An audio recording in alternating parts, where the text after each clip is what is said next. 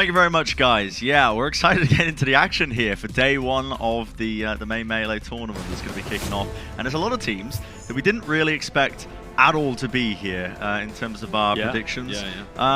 It was pretty astounding seeing the overall. I suppose the teams that ended up making it in, right? Because I mean, at least with my pick'ems, I don't know about you, Josh, but my pick'ems got absolutely busted immediately. I mean, isn't that always the case? But what's so amazing about this is the teams that actually made it. They're so unique, they're so creative, and the narratives have yet to be formed because we're so early on in the season. And yet, even then, we have such awesome clashes in this very first match. I could not be more excited for the May Melee, Brent. It's like, I feel like a boy at Christmas again.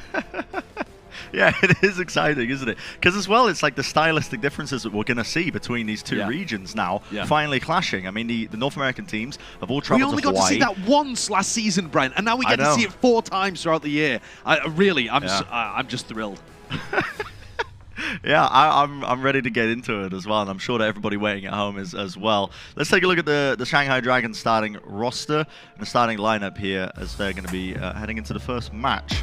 And in terms of the players, we've got some usual faces here. As you can see, Fleder and Lip going to be the starting DPS line as well, and Fate and Void as DPS duo. And Fate versus his former team here, Josh. And that, to me, is one of the biggest storylines that we've got going into this match. Yes, there's a big clash of styles with Void not playing much Zarya and question marks around how this Shanghai Dragons roster and the comps that they've run are going to get put together. But really, it's the main tank discussion, and that is going to be the case throughout the May Melee. Get used to it, sat there at home. We're going to be talking about these main tanks so much because we've got some unbelievable talents. People like OG who are on the big come-up. This is his redemption year, potentially. Fate as well, and then, of course, later on in the day, Fearless and Gaga. But here we go, the Florida Mayhem, your representatives from North America as well. And this is the guy that replaced Fate. OG in the lineup. So many questions about this guy coming into the entire year. And now the Florida Mayhem have overcome the justice and booked their ticket to Hawaii. They've been sipping pina coladas on the beach and getting ready for this game. I mean, I hope they have them, not before the match at least. Well, yeah, Yeah, you want to be ready heading into this one. But I'm excited as well, and it's a large part of this, of course, is the storylines like we mentioned.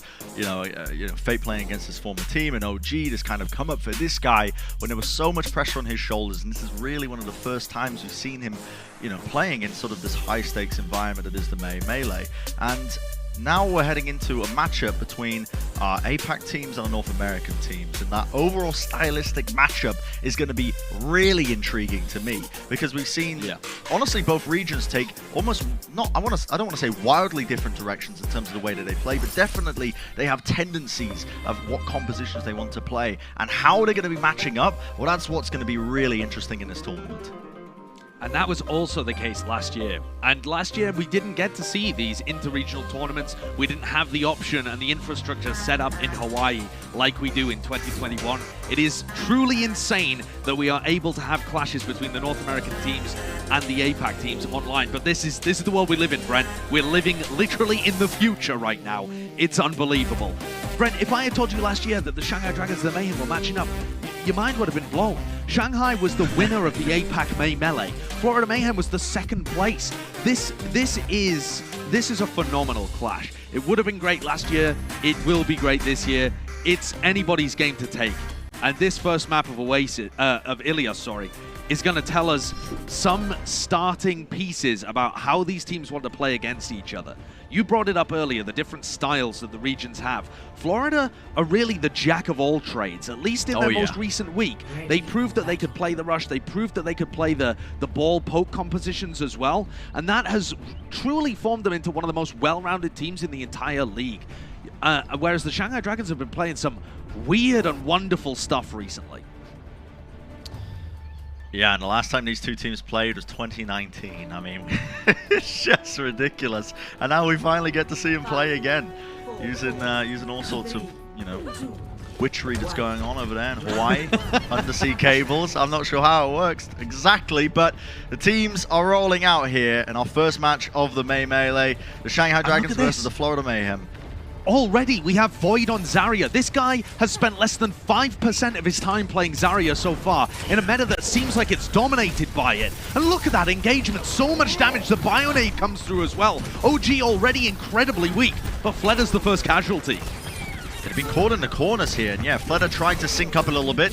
Shanghai trying to turn this fight around, unable to do so as BQB wins that little engagement out against Lip. Now they're going to be chasing down Void as well as he's caught out of position there with no self-bubble. Point's going to get flipped over now to the Florida Mayhem early, and they're going to be in control of this one now. And I'm just trying to think about these different compositions and then matching them as well, except the Fate on the Wrecking Ball as well. And you can see the early engagements coming in from him, trying to sync it up. He's actually going to make the switch over to the Winston now.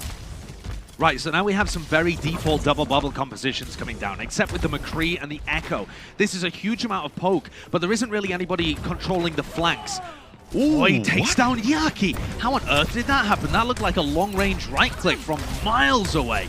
Void already proving that he really can play the Zarya despite not using it too much. Yeah, we're going to see this fight continue now. So they've got already the early pick-off. You can see ultimates coming out. Big Bionic connects onto OG. But the Shanghai Dragons just cleaning up this fight pretty easily now. The Deadeye from afar. BQB not going to be able to get that one off. Almost taking down Lip, but not quite. In the middle of that fight as well, Izzyaki, I'm assuming accidentally, nano-boosted Lee J gone. So he had a nano Brig on the field instead of, I assume it was supposed to go on Fate or Void to be able to do more damage in the front line. But Lee J gone, he's up to his own ultimate now as well. That's going to carry them through this next engagement probably. And yes, unless Yaki can get huge value out of the duplicate. That is your key for the Florida Mayhem, is getting Yaki in a position to farm. Especially if you can duplicate somebody like Fate and get another Winston on the board. Yeah, 2 Winstons on the field. Might be enough to try and turn this one. You can see there's a duplicate. The sleep comes through, but he's actually woken up, immediately taken out of it. The Primal Rage is going to get popped off here by OG to try and turn it. Ultimate's now coming off. As you can see, the grab ended up collecting a lot of them. Fight continues though. Fate trying to prolong it out with his own Primal Rage. OG might just get that kill. He does. 78 health surviving. Needs to back off though for a couple of heals. You can see Gargoyle wants to just hold it down. Point going to be flipping over now to the Florida Mayhem also. Look at the damage coming through. Fledder just needs to get out of there. Regroup with the rest of the team. We're going to be looking to repush. They've just gone into the lead, the Florida Mayhem, after Shanghai tried to delay the point for as long as possible. Shanghai on the push back in have a grab of their own though. There's no pulse bomb obviously to be able to have that explosive ultimate engagement, but Void should be able to get a huge amount of value. Again, they're trying to punish OG. A bash onto him, a sleep onto him as well. And OG's nano boost in the back line, utterly useless, and the Florida Mayhem get decimated inside that grab. See, eventually this point is going to flip over to them. Fledder taking a ton of damage, has to back out. But the Shanghai Dragons with control of this now as well. Only using, well, really Void's grab really helping them out as well. I mean, the powerful thing about running the Echo alongside the Zarya as well is when those grabs come online, normally, you know, you see teams comboing it up with the pulse bomb or something like that, but the sticky bombs and the Bionade can be equally as effective, if not more. Totally, they really can. Here comes Yaki with another duplicate potentially in the middle of this team fight too. Shanghai, even if this one goes badly for them, they might be able to get it up to 99%. This is going to be a really crucial engagement. A lot of damage being put out onto Void. He's forced off out of the way. OG now going to be using the Primal Rage. You can see him being pushed back. For the moment, just going to be playing onto the high ground actually, just biding his time. As you can see, Lip was channeling the Deadeye. It's going to push them back. Now it's BQB's turn. Wants to go at it with one of his own. Not going to be too much, but Shanghai pushing forwards now. Nano boost applied to OG as they're going to try and take this team fight a little bit further now, but Gargoyle going down. It's going to be a pretty big issue for them, I think, trying to win out this team fight. The overtime is going to be going here. And the duplicate, Fledder just wants to try and make it work on McCree in close quarters, but he's been forced back out of it. Now you can see the fight continuing. OG blown up, though. It's up to Yaki. Using the duplicate to see if he can try and change this fight and turn it around, but he's already taken so much damage. He's been forced out, Josh. That is a gorgeous shot as well by Lip. Yaki's doing what he can, but with that duplicate offline, there's not much more that the Florida Mayhem are able to do. Gargoyle picked at the beginning of the fight, not able to get his grab online by the end of it either. And that's the first round going the way of the Shanghai Dragons. I gotta say, Brent, Gorgeous focus from the backline of Shanghai to shut down OG every time he went in. This is a style that Shanghai have been working on in the past couple of weeks as they've been getting themselves back up to the top of APAC. And it was so evident in their game against the Philadelphia Fusion how much pressure they were putting on Mano. I expect them to come into this game with a similar game plan, and it's already starting to reap its rewards. OG has been slept, bashed, flashed, all sorts of stuff every time he's tried to go in, and it's really taking the value out of it. Watson, by the way, Brent, ranks OG coming into the main melee here as the #1 tank in the league via the stats. So taking him out would be a huge deal here for Shanghai, and totally different comps now on the board. Yeah, we're seeing the mix-up even further here. Fleta and Lip playing the Echo and the Tracer, trying to match up here against the Florida Mayhem as well. Fate playing the Wrecking Ball gives you a lot of mobility. You can see him. They can pick and choose their engagements a little bit more frequently, I think, compared to the double bubble comp, but still, Lip falls. That's a massive pick-off. Lip going down, not a lot of damage now on the board for Shanghai. A lot of pressure on Fleta to try and equalize and turn it around. You can see the power driver comes down. It's going to be connecting onto a few of them, but BQB putting in that consistent damage. And you can see the tail of this fight. Yeah, early going off. That pick onto Lip just changed it, didn't it? It totally did. It stopped Shanghai being able to engage, but the other thing as well is that the punish on Void was so fast by Yaki. That's going to be another crucial thing. Void has been the spearhead of punishing Winstons over in APAC. His boops, his pressure, he's constantly all over them like a rash. And so taking him out of mech with that focusing beam will give them a massive advantage. This time though, BQB, the perpetrator of the first pick on this round, he goes down in the second team fight immediately. Florida going to be looking to hold on to here. Nano Boost is actually applied to OG.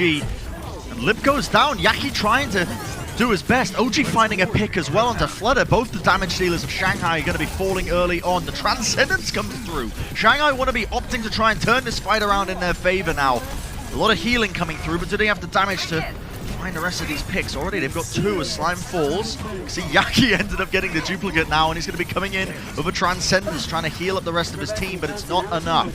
Obviously, switching over to the Zen, you lose quite a bit of damage now, and OG going to be forced and punished out of his Primal Rage. What a stick by Lip, but Shield bashed into it and takes himself down. Lip has been having a rough round so far, but when he's able to have an impact in the team fight, it gets so much better for Shanghai Dragons. He was able to come in there with the Discord orb from Izayaki, kill Gangnam Jin in the backline, and get a stick onto Slime. Huge play as long as he doesn't die first. And that, to me, has been the story so far of this round. What value can Lip get, and can BQB or Yaki shut him down? Yaki has now gone to mirror the Tracer. You've got to favor Yaki here. Adjusting angle of attack. Yaki's discorded up though. They're punishing him pretty heavily, forcing him out. And that's that marking from Izayaki. There we go. That's the fall immediately, yeah. And this is it. Look at the pressure that they're just outputting onto them right now. Fleta beaming them down. It's way too much damage to come out from. Already just going to be punishing the rest of the Florida Mayhem for just holding on and trying to hold this point. I'm going to go for the quick reset. You can see 80% and counting. The Shanghai Dragons 1 team fight away now from taking map #1.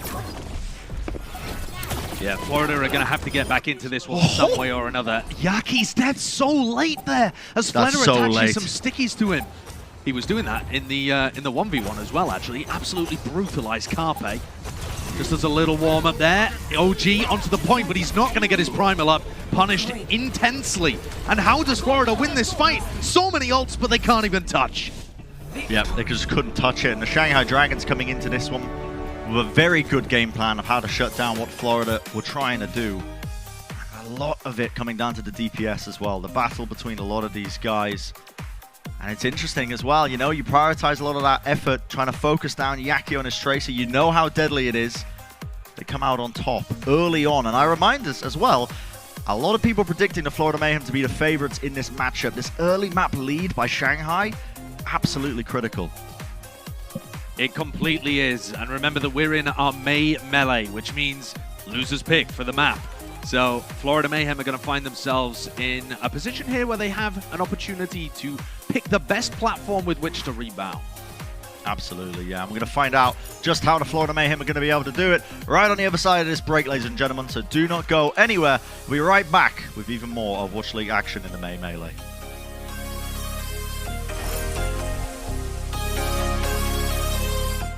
The Overwatch League is brought to you by T-Mobile, America's largest and fastest 5G network. Set your sights on the competition with T-Mobile. And by Indeed, we help people get jobs.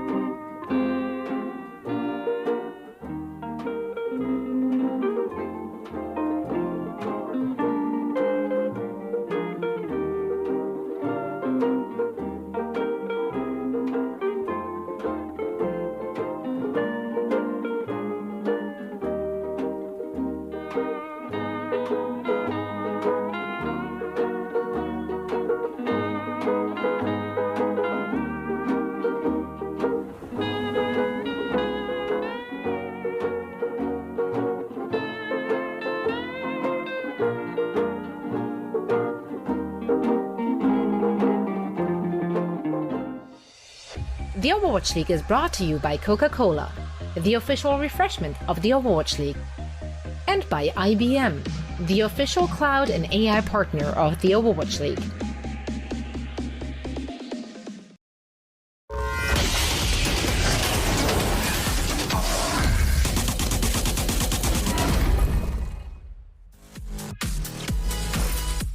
Welcome back, everybody, to the Mayhem. And as you can see here, our Indeed player resume this time is going to be Fate, and a whole bunch of accomplishments, of course, going up against his former team as we've been hitting and iterating for the entirety of the map, it feels like. But it is an important one because the storyline continues here today. Yeah, and Fate's somebody who had a lot of questions revolving around him as well, right? Part of that, the maneuver with Fate moves to Shanghai, Fearless moves to Dallas. All three of the teams involved in that have made it to our May Melee, and so we get to look at all of the different main tanks involved in that shuffle and see how it actually played out for them overall. What's interesting to me though, Bren, in the way that Shanghai plays, is that whereas last year they were all about setting up Fearless for success, something that Dallas have done very well this year as well, this time around in 2021, they seem to have settled on a style that's about abusing the opponent main tank rather than setting their own up for success. And that has led to Void playing a ton more D.Va than you would normally expect in the current metagame. Most people have been playing a lot of Zarya right now. he's played less than 5% of his time on Zarya. He showed us one round of it there on Ilios, but I don't really expect that to be a large theme throughout the games unless they've really changed their strategy. And that puts a huge amount of pressure on OG, a player who is a new addition to the Florida Mayhem and has a lot of weight on his shoulders in this game, I feel. But it's map 2. You have to leave map 1 behind. You're 1-0 down in the series. It was your pick in terms of the map, so now it's about getting yourself on that fresh footing. And Hanamura is where they've decided to go as well. And this is an intriguing map pick for me, and I'm very curious if Florida Mayhem are going to be opting into trying to play a lot of rush comps, because it's something that APAC has kind of drifted away from in general, Shanghai as well as a team. And Shanghai have been opting into, you know, a lot of double bubble, a lot of this kind of poke, main tank punishing composition, putting a lot of emphasis into that. You can see some of the early picks that were being teased with here. Shanghai, I don't know if they're going to be opting into this one. It looks like, wow. I don't know. You never know. You never know with Hanamura, because sometimes they just jump off the edge and reset their picks. So I never want to call it too early. Yeah, but it does feel like they're going to try and commit to this. I don't know whether this is a predetermined plan, but I do know that some of the APAC teams have been, I mean, even in the Shanghai Fusion game, we actually saw Fusion in their qualifying game for the main melee run double shield on attack of Volskaya. So it feels like the assault maps at the moment are pretty open. We've seen a lot of people mirror in Rush, some teams trying to play double shield defenses, and a lot of different comps when it comes to attack. This is going to be about scouting out what the Shanghai Dragons defense looks like, and then setting up an effective plan to deal with it. Fleta is a severe threat here in the skies. Damage boosted rockets raining down from above as you try and deal with Void and with Fate. That's something that needs to be dealt with and needs to be factored into the theory crafting here for Florida as they make their adaptation. Well, they've made the changes. They did their scouting. They've got the info, and they've decided to go out with this comp here. OG on the Wrecking Ball. Gargle still, you know, chopping and changing a little bit here. It's going to be moving over to the Diva. And already we've got about 40 seconds down before the first engagement. You can see OG already taking space, moving in. Just going to be getting behind them, and now he's going to be trying to sync up. Yaki was able to get so much damage into Izzyaki, Brent, and he's pushed the Ana really far back and forced out Bionade early on. Those are some nice rockets, though. Oh my god! Yep, Fleta needs to be punished away from this perch. Not going to be able to do that. In fact, BQB goes down. He got the res off onto Gangland Jim, but Yaki is in position to try and set up some sort of dive. Tries to go for the one clip. Bionade is going to force out his recall now, and he's being pushed back ever so slightly now. The hold's almost connecting onto him, but right now Florida are just trying to get in position to set up some sort of dive attempt. OG's been caught again. Look at these damage boosts. The rockets, the concussion. It's going to catch him as well. He might fall here. Wrecking Ball, a lot of durability, but not enough to withstand that. That's a fantastic decision, though, I think. Oh, and look at that, a halt into a rock, and then the final shot to finish off BQB. Shanghai looks so prepared with this composition, and they are so aware of the threats. When Yaki flanks around the side, Izzyaki is looking to hunt him with sleeps to try and force out recalls. So Yaki isn't being able to get huge value either on this Tracer. And Fleta is so aware of OG at the back, too. Really well played so far by the Dragons. They are fundamentally aware of whatever Florida is doing to break this defense. Yeah, they know what the win cons are, and they're disrupting it all the time. Yaki needs to try and sync something up, or at least create a solo play, but they're finding it so difficult to get through this initial choke point. Florida just being completely caught up. Now, they've got a couple of players past the first initial choke point. You can see them just have to be a little bit cautious here, but Fate's got the kill onto BQB. The Deadeye's going to get channeled. Lip ends up getting taken down, but the insta-res. No one's in position to really punish this one. OG wasn't there. They weren't at all, and now Lip back online is able to help bodyguard his backline too. Yaki hasn't been able to get anything done. Yaki would love to sync up with OG, but OG is taking so much damage as he comes in. There's another solo barrage onto OG, presumably combined with an accretion there to stun him. Oh, Fleta almost going down, but isn't going to. Brent, we are witnessing a masterclass defense from Shanghai here. But Fate ends up falling, actually, caught out by Yaki. I don't know if there wasn't any heals, or possibly it was that Izzyaki was reloading. The Nanoboost is going to be used as they try and get the res. And that great heal coming out from Void, actually. What a shield. Yeah, pushing away. You can see Yaki was trying to deny it. The pulse bomb does catch Izzyaki, though. Fleta on 22 health, has to get that health back. And look at the self-destruct coming in. This should open things up now for Florida. They were searching for a way in, and finally they're going to get it. Yaki gets flashbanged, caught out, but eventually his team is going to be there to try and chase down the stragglers once more. Florida is left standing onto the point, but it's only a matter of time now as Florida Mayhem come back in. They get the res onto Yaki as well. They got more than enough bodies now to try and take this one. I'm very impressed that Florida were able to crack that. It looked like an extremely well-polished defense from Shanghai. They had the answers every time, always denying OG. It felt like his Wrecking Ball could get nothing done. Always taking poke as he went in through, and this is how it ended up playing out. This was the pulse bomb towards the end, I think, as Void just gets tagged. Great little stick. And Yaki gets both of the crucial kills in that engagement, punishing Fate on the Orisa, and then killing Izzyaki afterwards.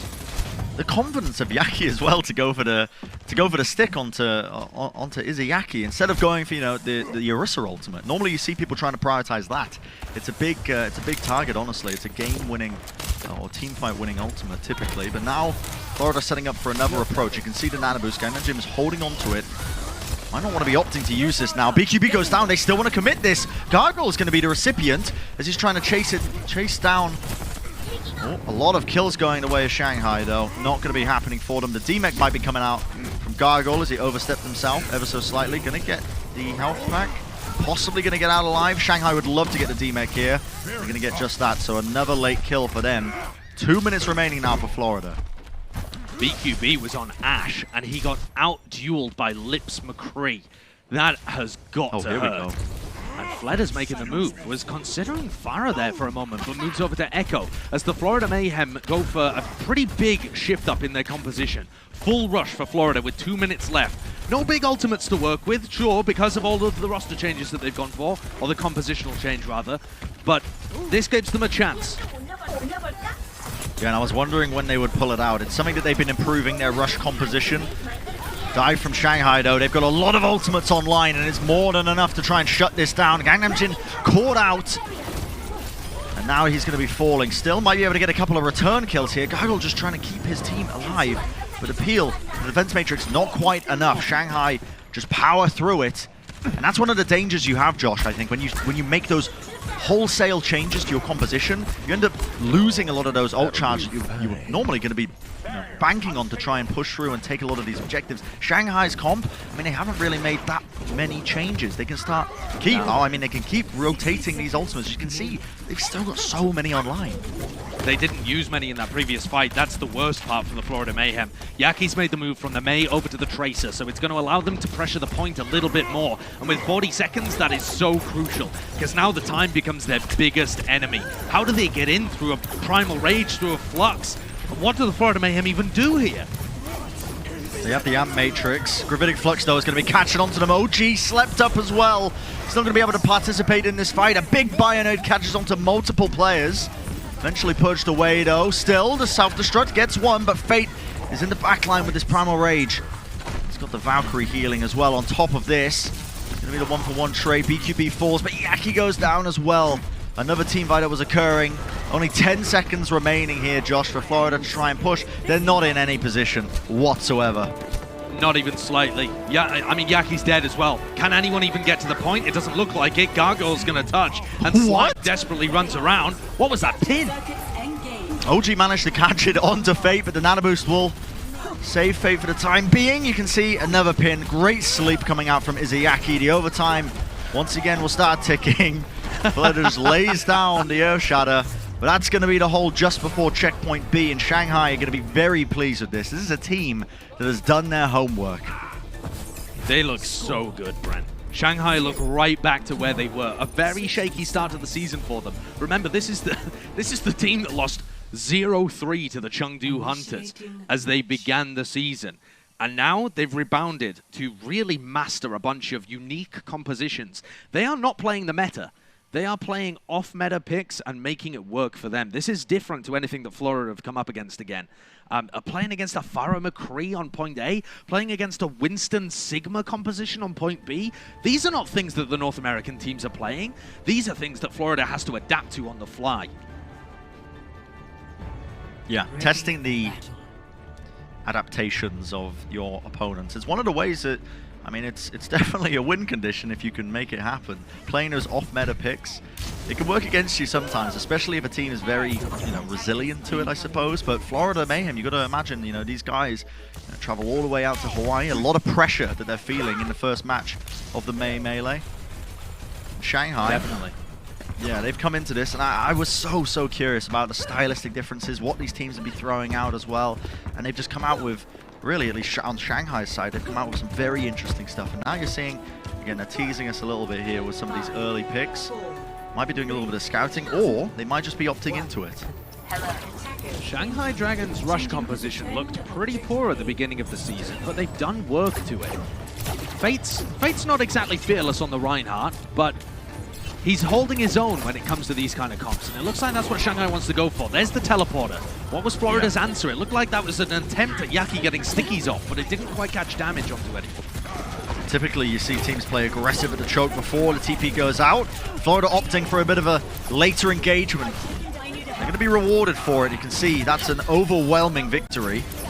They did let them, actually just stopped them short of a tick as well, so that's probably about as good as it could have been, honestly, for Florida now.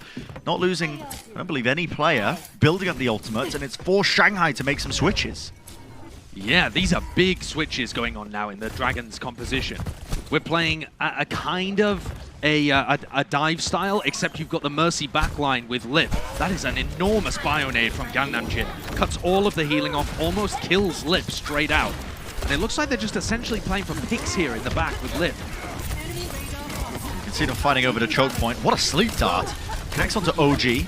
Nano Boost is online though, there's a ton of healing being put in, and it's going to be committed now. OG though has already fallen so low, he's 100 health, he can't build up the primal.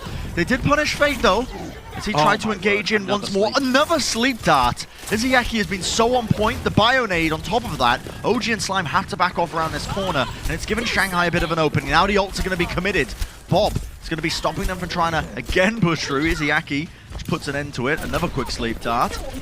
Look at this punish off coming on from the side. Lip actually trying to catch an off angle, but eventually shut down, and now Florida in a pretty prime position. They might need to deny this res though, coming off to the side. They're going to let him try and get this. The Flutter ends up going down to the primal. Yeah, Lip has already respawned at this point, and Lee Jae-gon popped his Valkyrie. The Shanghai Dragons are trying to take position and desperately continuing to fight. What? That is not Lee Jae-gon killing BQB in the back.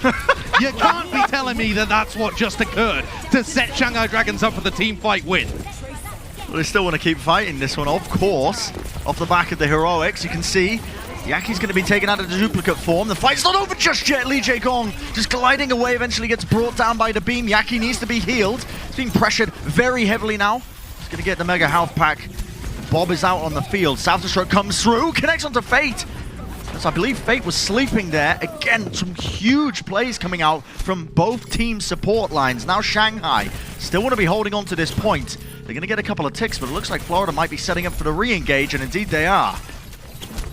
Yeah, Gargoyle is just trying to tickle the point, make sure that it doesn't go over. Florida are still a long way away from being able to contest this thoroughly.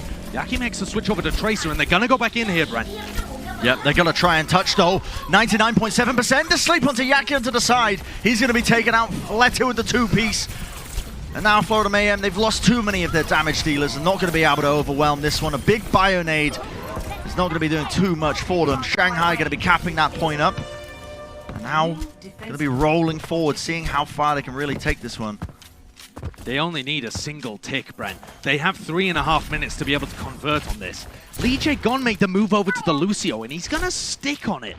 I don't like this personally. I think he probably should have changed going into point B, but they're going to see whether they can use the momentum to power themselves forwards. This Nano Boost probably going to go on to either Fate or maybe Void to try and punish OG. They've been doing that a little bit recently. There's a boot from Void again. Look at how much they punish OG. He tries to make that dive up to the high ground, but Void pushes him away, stops OG from getting value in that fight.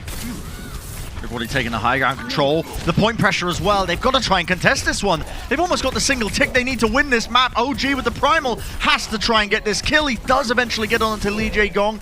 He's going to be rejoining the rest of his team. Shanghai realize we don't want to be fighting this one, but their job is done. Forced out the ultimate, forced out the primal. Now they're going to be re-pushing, and look at what they're working with here, Josh. The sound barrier, the primal. Lip with Bob as well to contest the point up to apply pressure. Shanghai have got almost everything they could want. They do, except that the sound barrier is not an incredibly high value ultimate when you're trying to get in through a choke point and then split up everywhere to fight on the point. It is still concerning. There's a reason that Lucio doesn't get played very much in these high mobility comps. This was Lee Jae-gon just using it to be able to get back into the fight. It definitely gets us through the choke point for free. Yeah, I'm going to be operating off of that.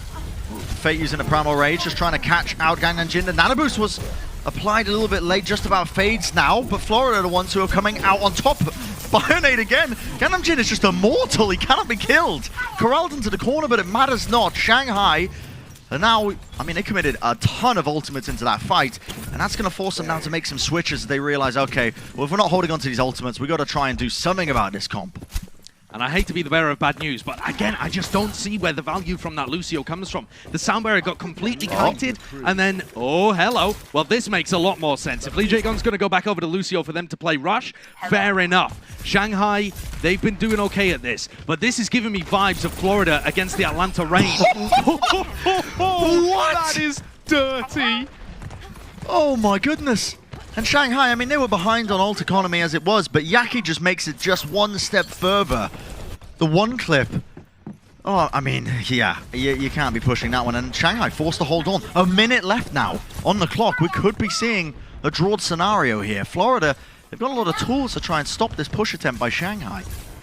We know how good Florida Mayhem are when it comes to these double bubble or just generally Winston dive defenses on Hanamura. They held the Atlanta Rain against an enormous time bank in the regular season 2, and Yaki's looking to come up with the miracle goods again. A stick here after they forced out Immortality Field would be amazing, or even just to get it out early on in the fight. A huge Bionade. That is massive from Gangnam Jin. The post-bomb is going to be negated in the end as Void is going to eat that one up, but the self-destruct in close quarters. You've got to be kidding me. Gargoyle. I mean, it was looking messy. The stagger kill on top of it as well. It matters not. It doesn't matter if it's clean, messy, or whatever. Florida are going to be pleased at this. And look how late this kill is as well onto Void. They're not going to let him get the remake. 15 seconds remaining. Josh, Shanghai have got to make it work with only 5 players. Yeah, and this almost seems impossible. Fate is going to contest the objective against his former team down here as well. But it looks like Slime has got his number. Pushed off. Look at that. The Brigida Bash only just touches. Yep, Fate has to get that health pack. The overtime is burning. Somebody needs to get onto the point. Not going to be happening. The Florida Mayhem securing the draw and keeping themselves in this fight. They would have obviously liked the win here, but a draw, I mean, I'm sure they're going to be taking that one considering what they were up against. What a series so far, Josh, that we're seeing between Shanghai and Mayhem. That last map, I mean, what a treat it was just seeing the mind games, the comp switches, both teams trying to adapt to one another. Really, really enormous. There was some phenomenal gameplay going on there from the Florida Mayhem on that point B defense. But Brent, the Shanghai Dragons, they're going to be kicking themselves. You simply can't lose a map like that when you have such an advantage. You only need to get a single tick on point B, and they were playing compositional roulette, just spinning the wheel and seeing what came up. That could be disastrous for them in this main melee tournament, that single map. You want to be taking away those assault wins where you can. Anyway, that is going to do it for map 2. We're going to be going to a short break on the other side of it. Of course, the series will be continuing. Do not go anywhere, ladies and gentlemen.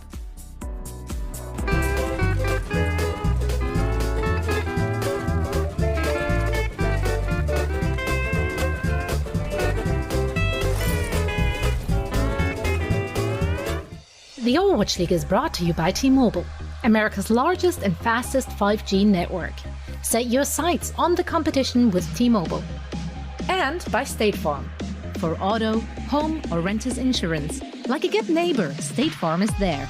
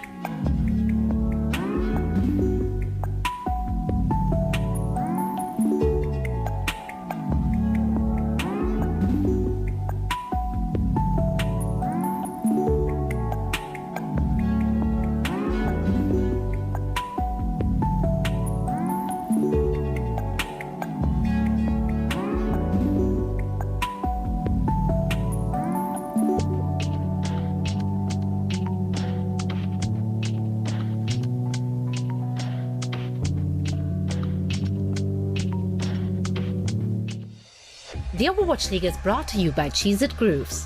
So much flavor, it's a mind crunch. TeamSpeak, the official voice supplier of the Overwatch League. And by NetApp, the official data management partner of the Overwatch League. Hi, folks. Radical Hone here. The fine people down at the Overwatch League are offering you a deal that you are not gonna want to miss out on. Right now, for a limited time only, we've got tons of these Overwatch League perks. Jimmy down at shipping must have put a couple of extra zeros at the end of the order. We got so many Overwatch League perks, this roof's gonna buckle. Watch out, Jimmy. The boy's sweet, but if brains were leather, well, he'd have about enough to saddle a June bug. Just click right down here, connect your YouTube account to your Battle.net account, and by God, you're gonna start seeing these league tokens stack up higher than a Georgia pine. I've got legendary skins, I've got Overwatch League skins, and more to come. So come on, folks. Connect those accounts, get those perks, and let's make sure Jimmy here gets to keep his job. I'll tell you, his brain rattles around like a BB in a boxcar. That boy could flunk a blood test. There's a tree stump in Louisiana with a higher IQ. He's so stupid, he's my uncle and my brother. Overwatch League perks. They make everything better.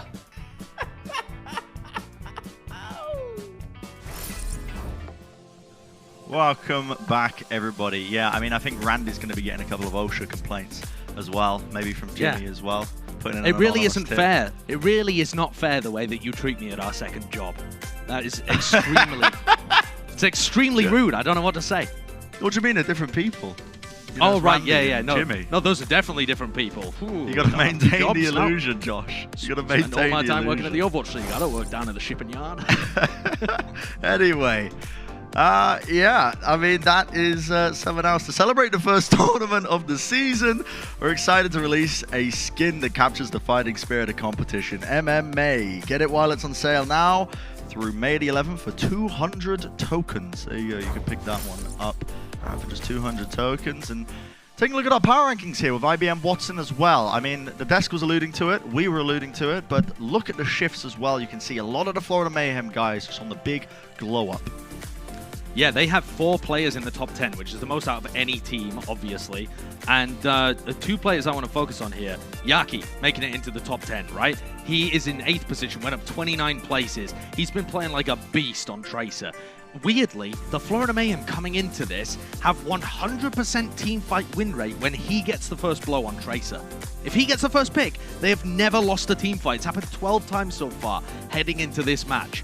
So we'll see whether that storyline carries on. And on the other side as well, BQB, the guy that hasn't quite made it into this list overall, is currently, I mean, just getting dominated by Lip. And he has certainly been somebody who steps up usually in these big game scenarios for the Florida Mayhem. So while Yaki's Tracer was definitely popping off during Hanamura, BQB's gone missing a little bit here, completely shut down by Lip. Yeah, and it's intriguing, isn't it, as well? I mean, it's the early lead here by Shanghai, but it still feels like either side could take it away. Potentially a bit of a resurgence in performance now from the Florida Mayhem guys. We're heading over to King's Row, which means that, again, you could play a variety of different competitions, especially on checkpoint A of King's Row. But typically, again, this is Florida Mayhem's map pick. Now, in my mind, I was thinking one of the keys to victory for Florida is to try and force, essentially, Shanghai into any sort of rush mirror match. If they can manage to do that, because Florida have been steadily improving. At the start of the season, their rush wasn't on par with a lot of other teams, but they've made rapid improvements. And Shanghai, again, like I've been alluding to, you know, APAC doesn't really like to play a lot of these rush comps more commonly across the board. They like to stick to more of the dive compositions. So they are going to be weaker in that approach. King's Row is going to be the perfect opportunity for them to do that. Yeah, I think that's a great game plan. And you already saw how when Shanghai was running rush, it really just felt kind of hopeless against what Florida Mayhem were doing. Florida were kiting them extremely effectively, both in the first fight when they ran Symmetra on Hanamura, and in that mess of the final minute or so when they played. And here, I mean, let's take a look at it. This was Shanghai Dragons running the rush down here. They path down to the bottom, get hit with a Bionade. The Immortality Field is taken away as well. And as Fate turns around to block it, the Bash comes from behind. It's just gorgeous teamwork from Florida, and they know how to deal with these rush compositions. So Shanghai's attack here, they've got to show us something creative, in my opinion. If we just see a rush mirror, I've got to give the edge to Florida. I'm totally with you, Brent. We'll see. Like I said, I mean, checkpoint A, teams can run a variety of different stuff to try and take it. Typically, you see them move over to a lot of the Reinhardt-based comps because it suits so well, I think, for the Streets phase and beyond. But Shanghai on the attacking side, you can see Lip is on the Widowmaker. He's looking for a couple of early picks. It's going to be hard with OG's shield in the way, for sure. But they're going to be rolling out with the mirror composition. Just had a double check. Not quite. They're going to be running the Sigma alongside it. So we see the Sigma rush being played. It's a little bit slower. It's not as explosive compared to when you run the Diva, but it still gets the job done if you can play around it. And taking that high ground control is so important for Void. So I love that from Florida. OG just pushes him off the high ground, and now they've got to probably swing around Hotel instead with Void. No, he's actually going to try and sneakily path back up and retake that map control now that OG has dropped down. So Void has got himself into a lovely position again. Yeah. They need to try and force Void out of here because he's just going to keep putting in this chip damage. Look at this. At the off angle, he's going to miss the accretion, but holding deep. Look at this. Florida want to be pushing forwards. They catch Li Jaegong out. Something that I was seeing pretty often as well when I was looking up some of the previous Shanghai Dragons games. It's something that, you know, Li Jaegong, we know he can play this aggressive style of Lucio, but sometimes it does bite him a little bit. It absolutely does, and that's one of the keys to victory. I mean, even if we think back to last year when we saw the Final Four, Gangnam Jin drops from the high ground, so he gives up that position to try and get value out of the Amp Matrix. It's just going to get blocked off, though, by the ice wall there coming out from Fleda.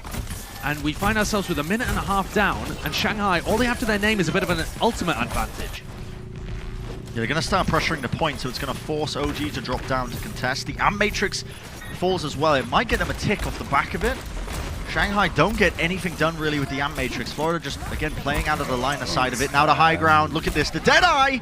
Fleda just about getting the ice block off. So he's going to be blocking that one. Now Lip comes in with a Deadeye of his own. Speed boost around the corner. Needs to be careful. He's going to get ate up there by the defense matrix. Another Blizzard in close quarters. OG has been caught out, and he's going to be falling. I don't really know what OG was doing there. Yeah, he was completely caught. I don't really know. He's been trying to do that path up to the high ground to push people off away from there, and this time the Shanghai Dragons, they completely caught him out.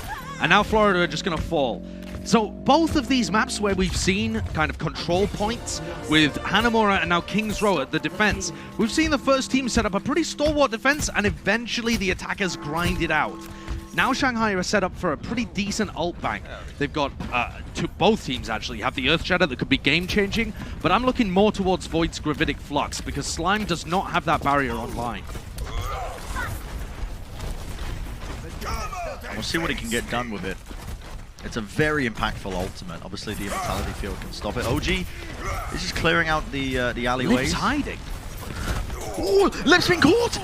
They recognized this. Okay, they thought, we might be hiding there. I don't know if they anticipated him, but that early pickoff means that Shanghai, they can't fight this. They back off immediately. Yeah, he got completely caught there. Lip was going for a sneaky little play, possibly a flank, maybe trying to flash shatter. That could have been what he was going for as well. Either way, didn't really work. There's the Immortality, the Amp Matrix laid down and the Blizzard to respond to it as well. Is that going to catch anybody? It does. 3 players, in fact, frozen up by Yaki. And they just catch it on as well. The Icicle onto Fleda. It wasn't within the range, I believe, of the Immortality Field. Ibadado was taken down too early. But Florida now holding this choke point. Such an important position to hold on King's Row. Very difficult for Shanghai to try and break through. Especially because they, again, I mean, they kind of lost the team fight they needed to win. The Ice Wall's going to go up. Earth Shadow laid down. Gravitic Flux off onto the side is going to be met with the sound barrier. So that's going to be kind of cancelling each other out. You can see the Deadeye also being utilized here as well. OG with the Earth Shatter. It's going to be difficult for him to try and get any sort of value done against both the double shields of Void and Fate, but Void goes down to the self-destruct, and now it's just Fate remaining, trying to back up. A great Ice Wall from Yaki is going to be catching out a bunch of these players and securing the team fight win once again. And both of these teams are playing quite slowly. Shanghai have that Sigma, and Florida are just happy to sit back and absorb the aggression coming towards them. It really doesn't feel like Florida have been challenged that much as we head into what could potentially be the final 2 minutes of the Shanghai Dragons attack. They don't have that many great tools to work with. The Blizzard is great, sure, but Florida are just going to kite it unless Fleda can set it up in a really intelligent way. And he's already had to run away from that Deadeye. Yeah, the wall gets used early. Okay, Gargoyle actually takes out Lip, trades with his life. Yeah, I'm not sure. The commitment. Blizzard gets blocked off! That was Yaki's wall! That is absolutely massive! Holy smokes! Florida's still backing off, but they completely removed that ultimate from the fight. And they're just backing off. Florida were like, okay, we'll give you the point. We didn't lose anybody else. We've disengaged. It's a clean disengagement. And now they're going to be waiting for, I believe, Gargo to get back into the fight and now regroup and re-push this. BQB was going on a little flank there. He was around the right-hand side. Here he is, yeah. Hiding in a little cubby around the back. Wait. He's going to get caught, surely. Wait. No way. They must have seen the flash. They walled him off. Yeah. Surely they must have. They're going for Lip. They've forced out the immortality field. Oh man, this is getting scrappy and all over the place. BQB is still on this flank though. Yeah, it's a really dangerous situation, I think, for Shanghai. They used the immortality field. That's not going to be up for a long time now. The Blizzard is committed. Can they get the kill onto Fate? The wall actually blocks off line of sight from the sound barrier. Yaki's walls have been incredible so far in this map. A real difference maker for the Florida Mayhem. And now on the defense, down to the final 40 seconds, Shanghai used so much to try and take that. And Florida's strategy of trying to make Shanghai Dragons mirror the rush compositions, it's worked perfectly so far. Shanghai do not have the answers. And even when the fights get a little scrappy and Florida make a couple of mistakes, Shanghai just don't play fast enough to be able to capitalize on them. Now they're pushing in here with a Gravitic Flux, probably an Earth Shatter by the time this fight evolves a little bit. But that is incredible! Fire Strike through the Ant Matrix. Yeah, it's a classic combo. Most teams are a bit savvy to it, but it catches them out. Shanghai now, you can see, Void has to use the Gravitic Flux. Not going to be enough. It's way too many kills going their way. The Florida Mayhem going to be holding on here. Nice little defense just before checkpoint B.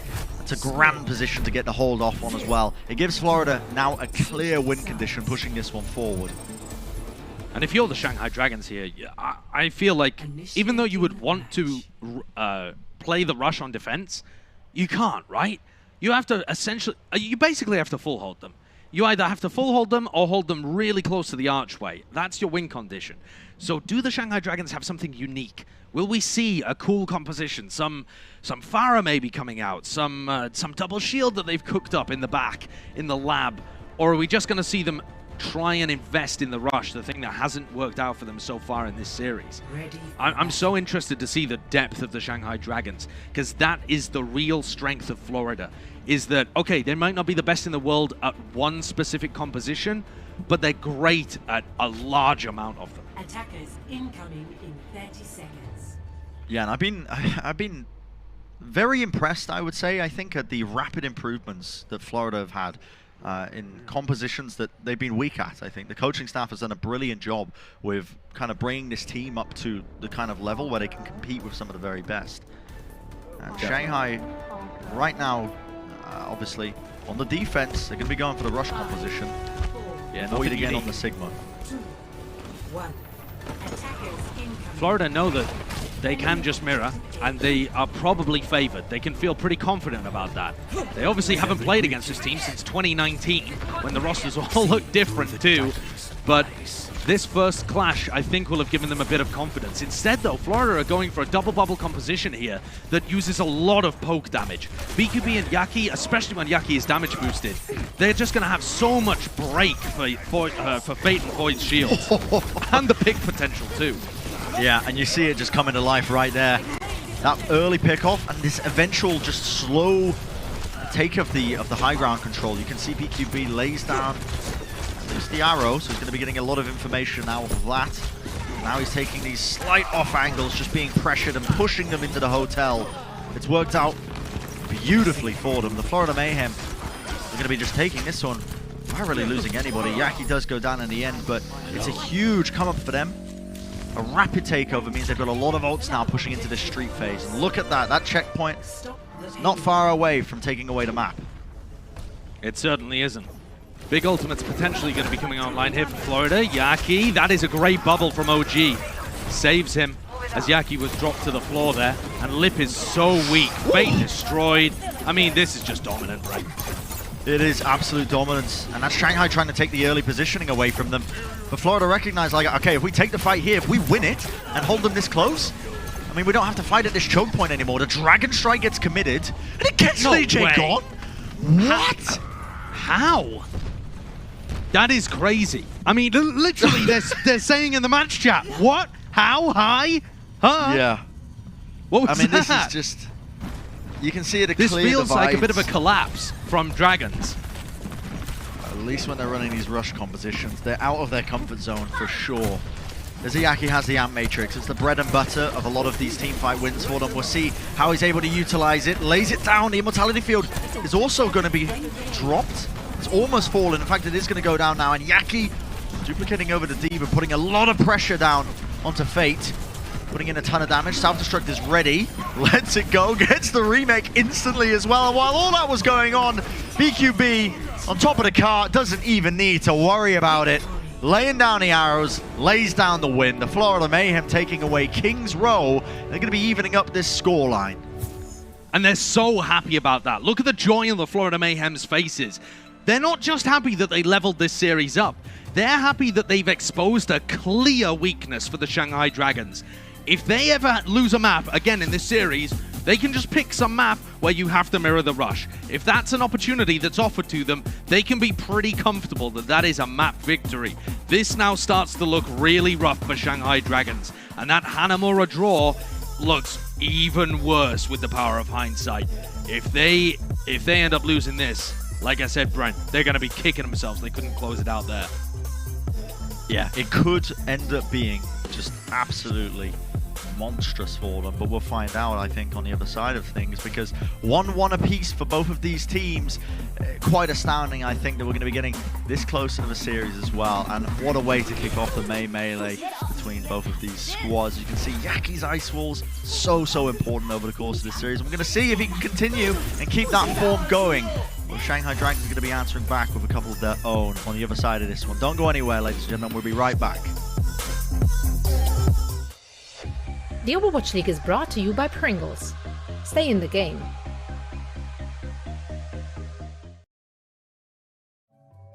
All right, Zoe, get ready for the Pringles Live segment in 3, 2, 1, go Zoe. Welcome back, everyone. It is now time for our Pringles Bold Predictions. Danny, what you got for us? Scorching chili and lime. Danny. Ooh, pizza? Danny. Danny?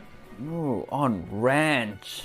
Danny. Barbecue on jalapeno on honey mustard. Danny. All the Pringles Stacked on top of all the Pringles. Stacked on top of all the Pringles. Stacked on top of. Perfect. Great job, everyone. Pringles. Stay in the game.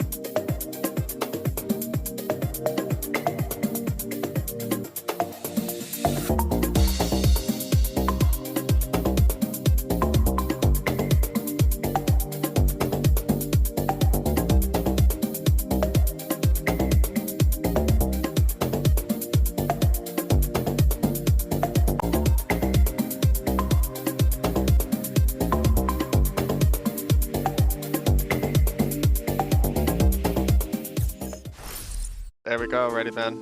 Yeah, ready, man. No! When we start? You scary. Let's go! Pelican, What? you're playing Brig. Shut up. What? You baby? Your haircut. Stat. I don't care my hair. Because you're always handsome, that's why. Yeah. But DNA. DNA difference? Okay.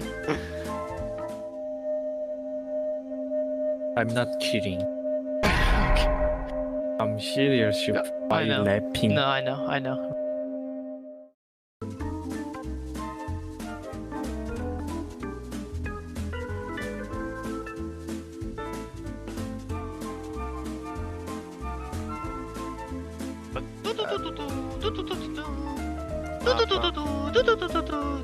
TP. They play both zero. No TP. No TP, just walk. Walk. TP. Pelican. Oak. Ghetto. Zoo. Pelican, gator, and hawk. Monkey. Single. Ash. Let's go!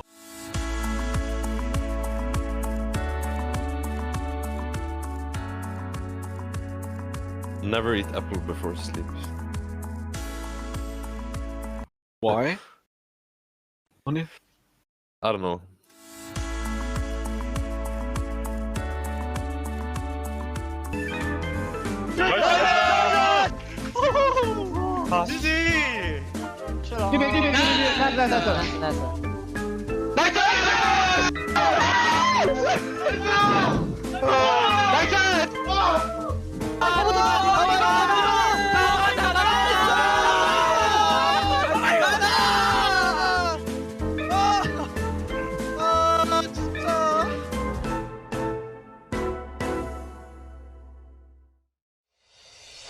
Coca-Cola is the official refreshment of the Overwatch League.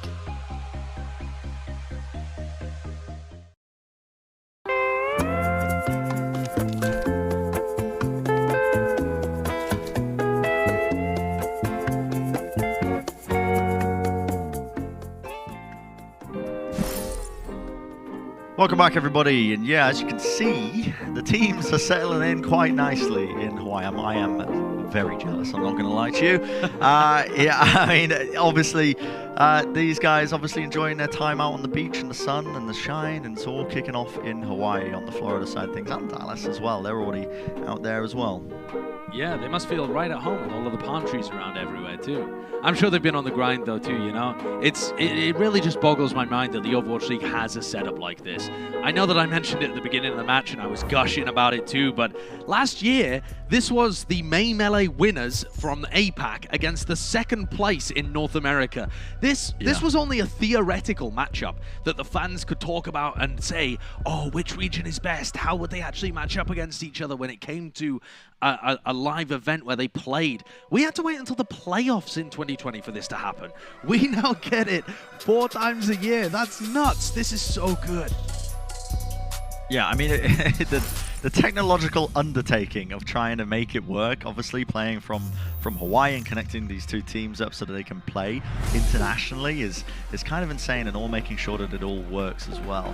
But as you can see here, we're heading into Gibraltar as the next map, and it's something I wanted to delve in on a little bit as well, because this may be the most important map in this game for both of these teams here. Despite the scoreline being even, the way the map will work, I mean, Josh, you can probably explain it better than me, but the importance of it cannot be understated. Yeah, if we take a look at how this works, now that we're in the May Melee, it is loser's pick. And what that means now that we're tied up 1-1 as we get deeper is that it's going to go escort, control, escort, control. That's how we're going to close out this series of 1st to 3. What that means is the Florida Mayhem, if they get to pick on the next escort, they're going to take us to Havana. Almost certainly, because Shanghai got rolled in the Rush Mirror. And so Shanghai Dragons now, it is so imperative that they win on Gibraltar. Not just to be able to win this map and get closer towards the series, but to make sure that they can then close it out on an escort of their choice or on control. This map defines the series for Shanghai. If they have picked incorrectly here and underestimated Florida on Gibraltar, they're going to pay for it and end up going down to the lower bracket. So important for them to try and take this one away, obviously, it being their map pick. And we've seen some cool niche stuff from Shanghai. They like we've been saying, you know, they put a lot of pressure, I think, with the compositions that they play, a lot of emphasis on trying to shut down the opposing main tank. And Florida on the defense are actually opting to put OG on the wrecking ball. It's a little bit more self-sufficient. You don't have to rely too much on cooldowns. As much. This is different. I was expecting Florida to 100% be playing double bubble here, and maybe they will when they go to attack, but this is a pure poke composition coming out from the Florida Mayhem. OG, way more sustainable, way more mobility. The backline is much more diveable, but Shanghai are just going to mirror them. They're not going to mess around with any of that. They're just going to go toe-to-toe, and this is where we get to see that amazing Tracer 1v1 and the Ashe 1v1. Lip currently leads the league in Ashe damage per 10 minutes, and so far in this series has been getting the better end of BQB. If that carries on, Shanghai are in a great position to take Gibraltar. And the damage boosted volley from afar as Yaki takes out BQB. Res is going to be used almost immediately to get him back into the fight as the car pushes around. But this is something that we've seen Shanghai play all the time this comp right here. Lip very close to getting his head taken off once again. The engagement comes through, as you can see, the Wrecking Ball's trying to set each other up, but Fate gets punished for it immediately. Yeah, that is a great punishment from Fate. Without that Zarya bubble available to him, he just gets bursted down immediately. Discord orb on him, no chance. Lip again getting the better end of BQB. The res comes through, nobody there to deny it, and Yaki responds in kind. Oh my Yaki goodness. takes down Lee Jig-gon as well. This is an enormous advantage now for the Florida Mayhem. If Yaki can keep doing that kind of stuff, he's going to save this DPS matchup for his team. I love this thought process from Florida, taking the mirror matchup here against Shanghai. I mean, it just taking their composition, like, you know what, we'll take that. We'd be known for, you know, playing almost every composition, you know, back in the NA side of things, but we'll take this composition that is normally played in APAC only, and we're going to try and match you on it. So far, 2 minutes remaining now for Shanghai, and the cart is really not in a good position to get pushed. There's still, underneath that bridge area, the car wash, as it's been referred to in the past, and they still have not found an in, but the ultimates are coming online, and BQB going down. Again, the res will come through, so BQB going to be back into this one. Florida with a pulse bomb, does not connect. Bobble and the power driver, that is way too much damage. Florida did not stand a chance. It's almost like it's almost like BQB is the bait for this team. They're fine with him dying, and then they just punish everybody else who tries to deny the resurrect. BQB is not getting anything done, but it doesn't matter, because the rest of the Florida Mayhem is right there, and this time it's different. Lee Jig-on, he's going to get the res. Yaki not there to deny. And it just feels like a never-ending fight here between these two Ashe players, with the rest of their team spectating. Shanghai need to get themselves into these upper ground positions and start to take some map control against Florida. Yeah. Push them off the high grounds. Get BQB, get Gargoyle, get Gangnam Jin off these high ground areas. You can't win if they're up there.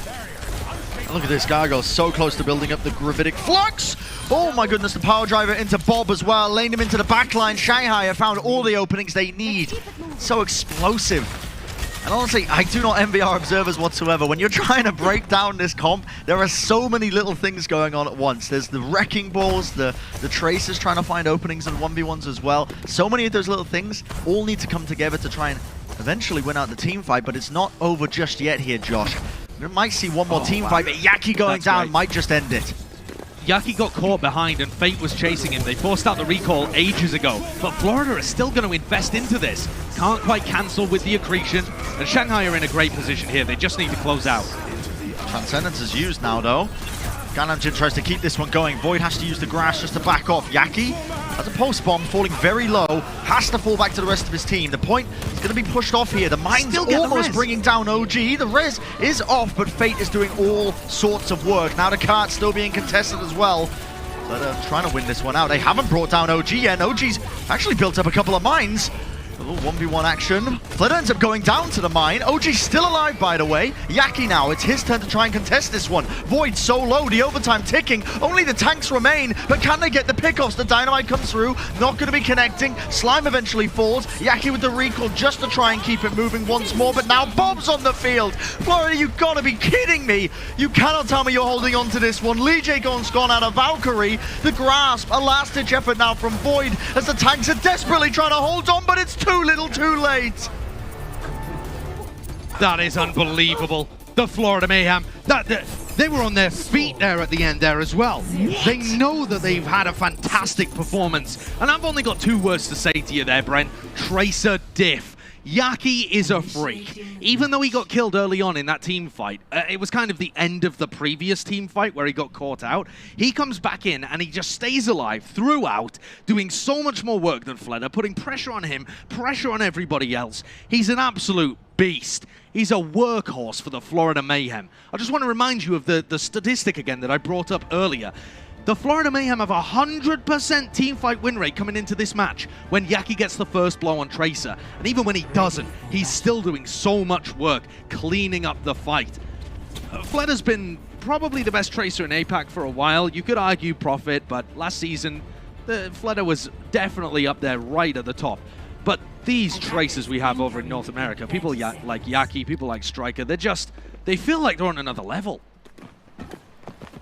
Yeah, I mean, Yaki is a beast. And for the Florida Mayhem to just take away the Shanghai Dragons composition, I mean, they've been using it over the course of the season as kind of poke comp, match them in it, and to come out on top and stop them from catching, that checkpoint A. Massive moves being made here by Florida, but it's not over just yet. Don't want to start, obviously, calling the win early here for Florida, because we've seen this happen in the past where teams, they get the hold at checkpoint A, but then the other side just does it right back at them. It could definitely happen. Shanghai are running a poke comp here, and the Florida Mayhem, they're going for their double bubble. But this time, Void is on the Sigma, and that makes a big difference because Void's Diva has been the thing that puts so much pressure on the enemy Winston. OG doesn't have to play into that anymore. He still has to play into a Discord Orb, accretion, tons of other stuff. But I would be more worried if Void was on Diva here. Gainanjin on the Ana is an interesting switch-up as well, because it just adds one extra element for the Sleep Dart, a bit of crowd control maybe for Fate when he's trying to set up plays. And the Nano Boost.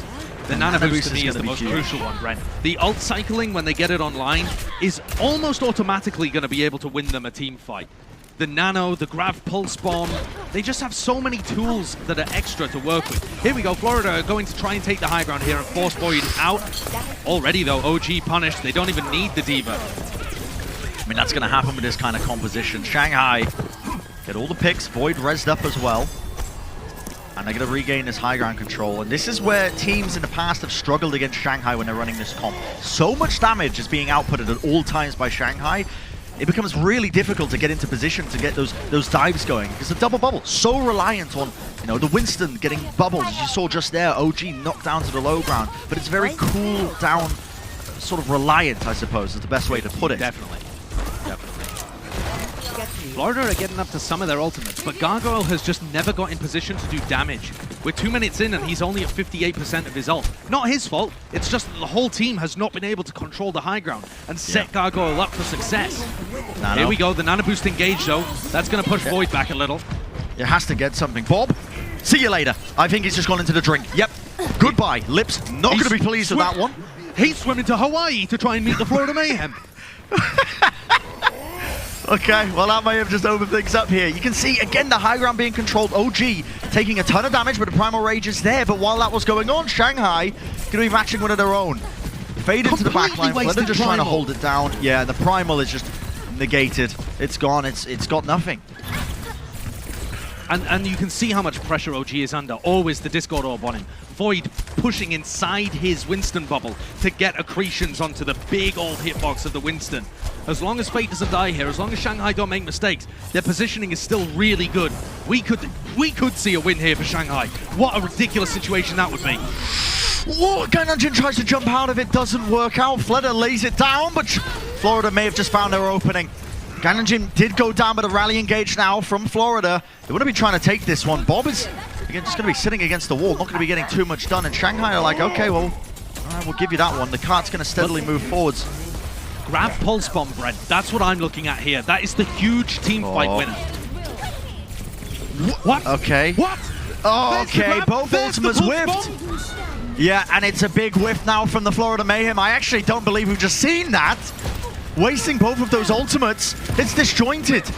Not a nano boost, the last-ditch effort. 37 seconds remaining for the Florida Mayhem to get this attack going. I don't know why they're using the nano boost in this situation either. It just doesn't seem winnable. Still, Shield Bash, Fled are forced to use the recall, but OG going down to the Dynamite does not bode well. You cannot tell me that the Florida Mayhem have thrown this away. BQB with the pick on Fleder, but he's going to be straight back into the fight. The res is there. 16 seconds left. They found Yaki as well and forced him out. No recall forced out, though, so this is one final push. They have Primal, they have Bob. Bob to contest the payload is good, and Primal is great too, but OG's been under so much pressure. His Primals have basically found nothing previously. Bob onto the point now. It's going to contest it up. BQB goes down. That was fate, causing all sorts of work. Fleder just contesting. He's built up the Pulse Bomb, and now the fight continues. The Flux is built up. Shanghai Dragons, they might just about be doing this one. Transcendence to heal them all up as well. Florida Mayhem toppling one after the other, and it looked impossible. They aren't going to falter at the side of the goal. They're finally going to take it, and Gibraltar is going to be theirs. The Shanghai Dragons taking away the map, and they're going to be leading the series now in 2-1. What a showcase of skill from them. And I called it, Josh. We've seen it so many times. You cannot rest on your laurels if you get that hold before checkpoint A, because it's all too common for the opposition to do it again. It's very true. It is a deadly place to try and push. But Florida, the way that they reacted towards the end of that game as well, and the look on their faces, it just says to me that they realized they threw that away. You watch that map, and you can't come away with any other impression, in my opinion. The Grav Pulse Bomb there at the end, the Grav just got I was speechless. Up on a high ground. Zero-man Grav, yeah. A Pulse Bomb that whiffs the backline that isn't even attempted to be a follow-up. What on earth happened there? Just a miscommunication, I think, a little bit of a disjointed exercise that was occurring, who knows. But we'll find out on the other side of the break if the Florida Mayhem are capable of just collecting the mentals and battling back in this series. One map away from Shanghai taking it and knocking Florida down to the lower bracket. They're going to be trying to avoid that. Do not go anywhere. The Overwatch League is brought to you by T-Mobile, America's largest and fastest 5G network. Set your sights on the competition with T-Mobile.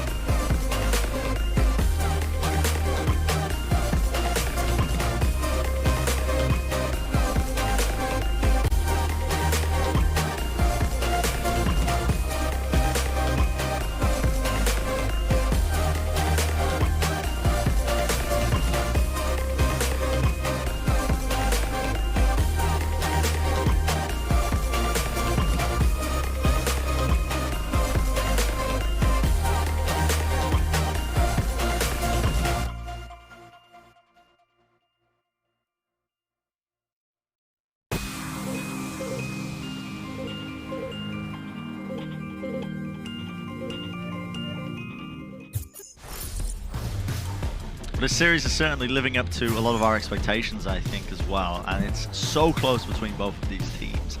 At any moment, I mean, we were highlighting, I think, as well, Josh, the importance that last map that Shanghai needed to win it, the way it was working out as well. And our next map that we'll be heading into is the control map of the series. And it's a lot on the line, obviously. Shanghai Dragons, one map away now from knocking Florida down to the lower bracket. And this is why I was saying that Gibraltar was so important for Shanghai to win.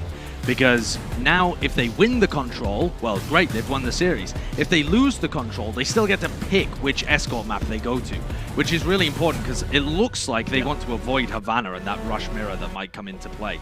So this series is now Shanghai Dragons to lose. But that was the case on Hanamura, and they whiffed that for a draw. It was Mayhem's to lose on Gibraltar, and they whiffed that for a loss as well. We are seeing the nerves get to these teams, Brent. This is not the same caliber of performance in the crucial moments that you would expect from teams that have made it to this position in the May Melee. We are seeing a scrappy affair. It feels like, yeah, the pressure is getting to these teams. Definitely feels like it, doesn't it? Yeah, I mean, just from the level of play that we've been witnessing as well, there's been, you know, some almost comical mistakes at times, but overall you've got to understand what they're playing for, of course. Like, this is the first, you know, major tournament we've had this year. You know, the players have just flown out to Hawaii, you know, as well. I mean, they wanted to stay there a little bit longer, probably feeling quite a bit of pressure, you know. They want to at least take in the beach and whatnot, but yeah, it's been a tough series for both of these teams on either side, it feels like. And now, heading into Oasis as our control map, this is going to decide, obviously, quite a lot whether or not the series is going to be continuing. And Shanghai, on the other side of things, are going to be looking to try and close it out here. There's a lot of different compositions you can run on Oasis. We've seen teams run Wrecking Ball comps, we've seen teams run purely rush comps. There's a lot of rush that ends up getting played over in North America. And so this is going to be one of the maps where we see a real clash of styles, in my opinion. Unless Florida want to opt into mirroring Shanghai or the other way around, I'm anticipating Florida to be coming out running quite a lot of OG on Reinhardt and Shanghai to be running quite a lot of Fate on that Wrecking Ball. We'll see if the teams have a feel for each other to see whether they feel comfortable mirroring, but those would be your standard options based on what the metagame looks like in their respective regions. Sure. And, I mean, so far, it has been a wild series. Shanghai getting boomed on Rush.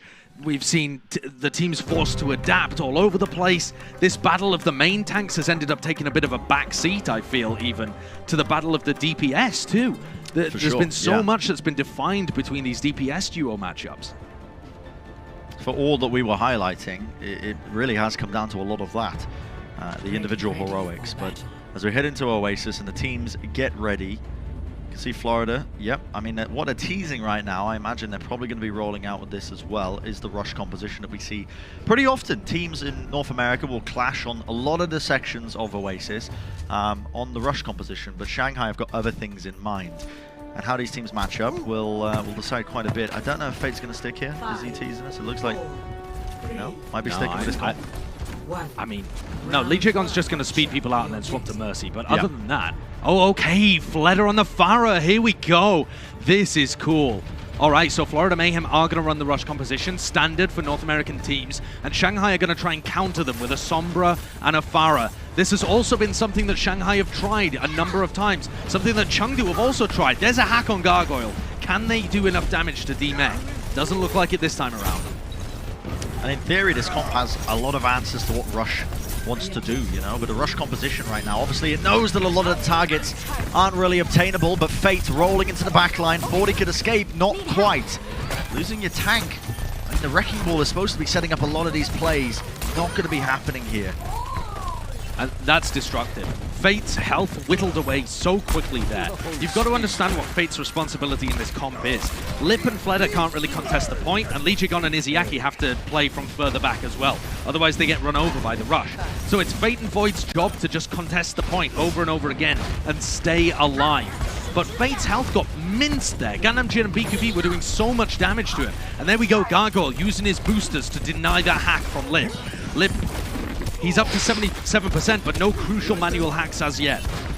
Matrix comes down, Fleder with the rocket just over the corner. Look at the work he's doing. And the barrage as well on top of it. Was not expecting the Immortality Field, actually. Ended up turning away from it, and Ganonjin Takes him out. Might be able to turn this around if they take out one of the tanks here. Gangnam just needs to try and combat Fate, but Fate deals him in the back line pretty quickly. The hack onto Gargle means it's probably going to be converting into a D-mech. Indeed, it does. So eventually the Shanghai Dragons are in a very solid position to try and win this one out. Only a couple of players remaining now for Florida. Just keeping that percentage ticking for as long as possible. It's a great stall effort from them, though. It is a good stall effort. Overall, though, decent execution from the Shanghai Dragons without really using any ultimates. Yeah, the barrage got used, and it forced out the immortality field, which allowed Fate to go in afterwards and get a clean kill on Gangnam Jin. So no big problems there. But what I'm looking at is how Shanghai are going to control this point. They have a nano-boosted Pharah potential and an EMP. EMP Bionade should be enough. You might not even have to use all of your ults. All eyes on Lip here. Seeing what he can do. Sombra so powerful as well against the rush comp, because normally it's a lot of these guys are playing close together. One of the biggest counterplays you can do is playing split. I don't know what's occurring here. Deadeye into the back line. It's an aggressive approach by Shanghai to try and stop them. The flashbang is going to be connecting, but Flitter is still there just laying in the damage. And the EMP was committed. I don't know what the plan was there, Brent. Gangnam Jin and BQB were playing off on the left, and the rest of the team went for a flank. You can't remove your healers from your tanks that much and still try and win the fight. Maybe they were trying to be sneaky and put both of their hit scan players in a position where they could kill Fletter when he went for the engage, or maybe they just got cut off by the ball. I'm not sure, but either way, that didn't look great from the Florida Mayhem. Nevertheless, they forced out EMP. They now have to deal with a nano barrage. That's going to be the difficulty, isn't it? I mean, Slime is coming close to his barrier. I don't know if they want to... Okay, Fate caught out off of the side. That's a good punish, yep. Take out the Wrecking Ball player. Now you really only have to worry about Void, who's going to be holding down at this point. And Matrix. Earth Shadow by OG. Not sure if that connected onto anybody whatsoever. Florida just not really getting too much done here, and they are really worried about Fleder because they know the barrage is coming. Concussion Blast, Sound Barrier as well being utilized. Look at this Deadeye. Lee Jae-gon just holding his positioning. He's just been frozen in place. Some clean shots from BQB going to be putting an end to that one. As well, look at that nice little two-piece off the back of this one. Trying to find the third. That should open things up now for Florida Mayhem. Going to retake the point, regain positioning, but they had to invest pretty much everything to do it. Yeah, and it took so long that Lips built up another EMP. This guy builds them so fast. And an EMP that comes in here, again, with a Bionade or with the Minefield or something like that is just devastating. How do the Florida Mayhem deal with this? It looks like they want to go aggressive, try and catch Izayaki as they rotate in, but they've been caught. Only two players. Ooh, the key component, Gangnam just hiding around the corner, came back in with the Immortality Field. It wasn't hacked, he was able to do it. Yep, and he saved his team ever so slightly. Still, BQB falls, which isn't going to be grand for them now. Lip with the res as well. You can see the South Stroke comes in. Everybody had to try and avoid this one. And now the Nano Boost. Flutter's going to be the recipient of it. Trying to lay down even more damage into them. The backline finding it hard to just try and hold on to this one. Power Drive from Fate not getting too much done. But they do collect the kill onto a lot of them. Florida rotating the positioning around with 3 players down. The Shanghai Dragons are just going to start to crumble off the back of this one. Devastating. What a turnaround for Florida. Fantastic stuff there in the final moments. Big credit to Gangnam Jin hiding from that EMP. The Florida Mayhem tried to be proactive there in that final team fight. Hunt Izayaki in the backlines. And it looked like Lip would get at least 5 people with the EMP. He only caught 2. He caught OG and Slime, if memory serves. And that just simply is not enough. A brutal situation, but I can't put too much fault on Lip because it looked like it was going to be fat. He really did, yeah. And he's going to be shut down for it. And now we see Shanghai forced into an uncomfortable position because we're heading over. Again, it's the rush match, but this map really necessitates that you do run the Reinhardt compositions. And Florida have always looked like they've had the upper hand so far in this series. Yeah. They're going to be rolling forwards with the teleporter. Shanghai actually keeping Lip on the Symmetra as well. They're going to be trying to set up a little perimeter here. You can see the turrets being set up in the close quarters. The wall goes up. OG just trying to back away, hold his shield. He's so low, swinging away into him. They need to heal OG. It forces out the Immortality Field. Pretty big keeping him alive, but that's a big cooldown down. It certainly is, but Gangnam Jin was able to hold it for a while. Shanghai have point control, but they've seen a flank. BQB's up on the left-hand side, peppering them with damage, and that's allowing the Florida Mayhem to work their way in. Where on earth is Fate going? What? He's found himself in a weird position. What is occurring here? I mean, Florida very close to flipping this over, but the fight is not over. Swinging away, OG, he's been caught out of position. Again in this left side. Not going to get the support from the rest of his team. You can see the Immortality Field comes in from Guangzhou to try and keep them alive with the Amp Matrix laid down. It's a lot of damage to work with. Florida did get control of this point, but it looks like eventually still Slime wins them. At least takes out Izayaki, forcing the ult out of Shanghai to try and take this. Stun comes in from the side. Surely this is still winnable from Florida. It's pandemonium on the point. Fate just being swept down now. The Fire Strike will remove him. And it looked like it was so good for Shanghai, but Florida just come back out swinging. You are kidding me. What on earth? I mean, OG looks disappointed by that. Look at the look on his face. He's like, I used my shadow for that? It forces out Immortality Field, I guess. It resets Shanghai for a moment, but that is really not value. Well, see if Fate can punish him and land a big one of his own. What a monumental play that would be. This is good. You can see Slime trying to contest the high ground, push it away from Void. The Amp Matrix was used earlier. It's just about going to fade here. They flip the point over. No contest coming out from Florida. Stun comes off onto the side, and Void, I mean, ideally he wants to hold on to this ult, but they've already won this team fight out. Accretion comes off. Not going to be connecting. Shanghai regain control now, or at least gain it for the first time in this round. That was too easy. A lot of ults to boot. That was simply too easy for the Shanghai Dragons to flip that one over. Florida weren't able to contest, weren't able to put up enough of a defense. And now Shanghai have that crucial control of the objective that gives them better positioning. Good wall as well, but BQB's been going for this flank every time. Fast rotation, what a shatter. Fate's going to connect it into the Gravitic Flux as well. It's a great combo, but the Blizzard's going to be catching a couple of them still. Look at this, traded out, a lot of freezes across the board, but it's Shanghai who are the ones who have come out on top. And I mean, you'd hope so with the amount that they invested, the Blizzard, the Earth Shatter, the Gravitic Flux, the Sound Barrier. It was a lot to hold on.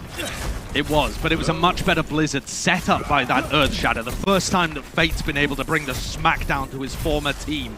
He's going to have to keep delivering like that to keep Shanghai Dragons in it when it comes to the Rush Mirror. Open the Deadeye, they swing through. So they gave him a bit of an opening. Gravitic Flux now on the other side of things. Lee Jae-gong caught out once again. Immortality Field is going to be saving Shanghai. But Florida realized, like, okay, we got Lee Jae-gong.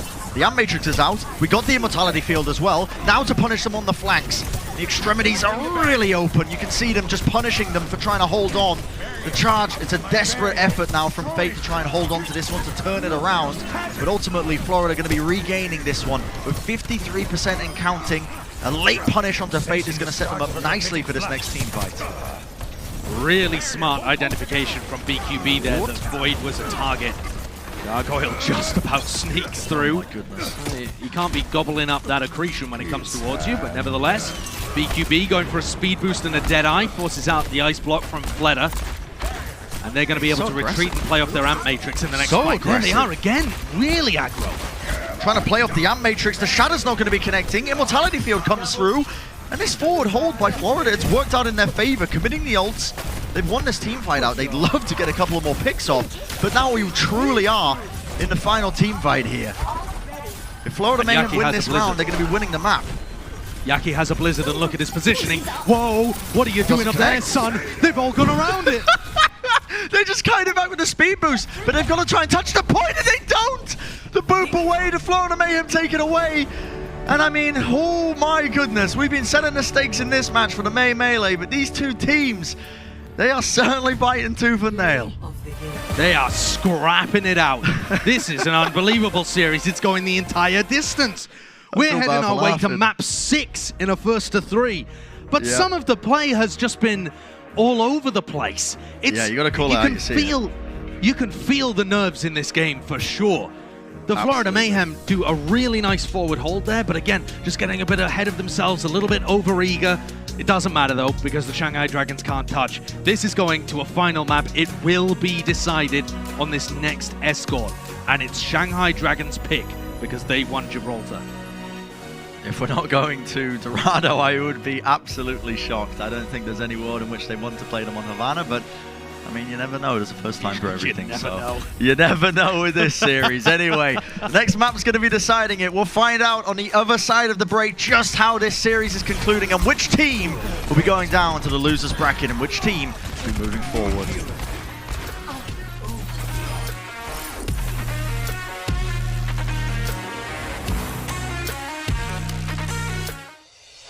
Coca-Cola is the official refreshment of the Overwatch League.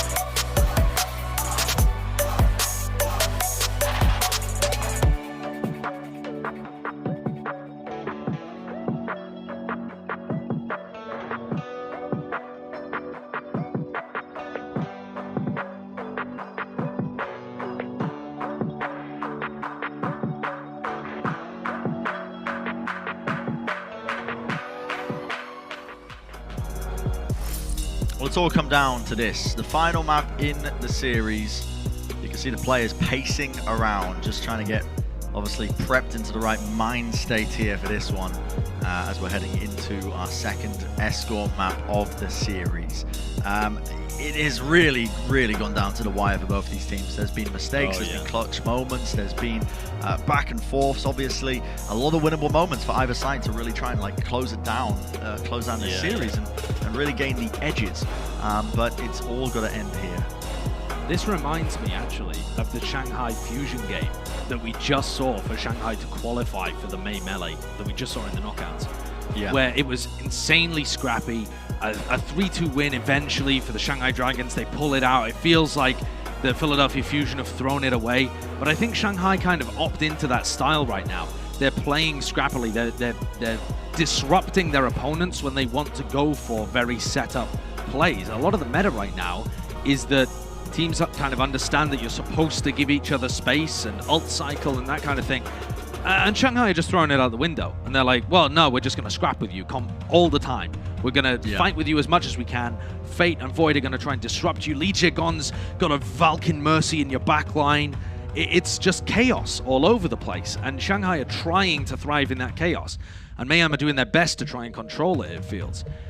But, Brent, as we get our players back in the seats, the map coming up is what I want to focus on. And you called it. It's going to be Dorado coming up. Yeah, and it's an important one. I mean, I'm sure we'll go over the maps as well as we get into it. Players, obviously, as you see, they've just got into their seats. So, you know, Shanghai really stretching the limits, trying to catch a fine for that one. But they are going to be getting into the game shortly. And here it is. Yeah, Dorado is the map. And, of course, Shanghai are going to be wanting to take them here. There's only two options, Havana or Dorado, with Gibraltar being played a little bit earlier. And Dorado's the one where they want to be playing towards a lot of their strengths. It's a map where you can avoid the rush composition across the board. So a lot of eyes on Florida to see if they have the right answers for this. Now, on Gibraltar, obviously, it was very close. I think they're going to be kicking themselves because a very winnable scenario for Florida. I think they had, you know, just the slightest misguided approach when it came to their attack. So a very winnable scenario for them. And I think Shanghai, though, are probably going to be feeling quite confident as well moving into Dorado. And it's Dorado that I want to focus on from Florida Mayhem's perspective, because this was the map where they brutalized the Washington Justice. Even though we're saying this is a great map pick for Shanghai, and it is, they would not want to go to Havana and match Rush. This is also where Florida demonstrated an expertise in being able to play the defense poke compositions. Against the Washington Justice, Florida rolled out with the comp that they're playing right now, actually, on your screen. And they were just able to full hold Washington. Washington weren't able to get anything done with their double bubble comp. They played it masterfully. And then when Florida swapped over to attack, they played double bubble and destroyed Washington. So that's what I'm expecting to come out here once again, is that Florida are going to be trying to play poke compositions on defense, double bubble on attack. What does Shanghai do to respond to this? Do you match poke to poke? They tried that on Gibraltar and they got full held. But then they just pulled off a full hold of their own. So I'm anticipating this to be ridiculous, and a lot of it centered around point A. Yeah, how many times have we seen teams get held up at checkpoint A? It feels like it's been happening quite a bit. Brent, they're starting off here with Tracer Sombra. This is specifically a counter composition to when you think your opponents are running a ball comp with Mercy Zen. You don't run this comp in any other circumstance, but the Tracer, the Ball, and the Sombra are so good at punishing Gandam Jin and Slime on that Mercy, on that Zen in the backline. That's what they're going to be going for here. Look at Yaki. His role is to really deter a lot of what's going on the high ground. And this map is going to decide it. 2-2 apiece. Everything on the line here. Shanghai, as you can see, they're just getting this car pushed through the choke point. They've gained a lot of space as well. There it is. Look at that dive attempt. Gananjin goes down. BQB equalizes very quickly. Has to drop off around the corner, but they've been forced. That's so good. Difficult situation, but Shanghai, obviously, the ones coming out on top. And already they're demonstrating a better understanding of the metagame right now than the Washington Justice did in their knockout game for the May Melee. Shanghai understand what Florida Mayhem wants to do on defense, and they've run a countercomp to crush them. What does Florida do to adapt to this? They move BQB over to the McCree and Slime to the Brigitte. So now they have a really tanky backline. But this does mean that Lip, at some point after he's used his EMP, could just swap over to the Ash. And then Shanghai again have a really good countercomp. I need healing. So much of this series has come down to this. Yaki! Alright, just slip that one on you. Little post bomb in the back pocket. Nobody's expecting that. And now that has set them up for a pretty tasty scenario. Void so close to getting demeched. In fact, he does get demeched. The aggressive approach, I believe that's Yaki and OG just kind of synchronizing up their dive. Finding a lot of opportunities here. Fate might get caught out as well. Surely not. EMP comes through. Okay, connects onto 5 players of Florida. They're going to try and back off around the corner, but Shanghai are collecting up everybody who's weak. That looked so tasty from Lip's POV. You could just tell that was going to be a fight winner as soon as the Florida Mayhem grouped up. They had control of the high ground and they were forced to drop down to try and clean up that engagement after Void got demeched.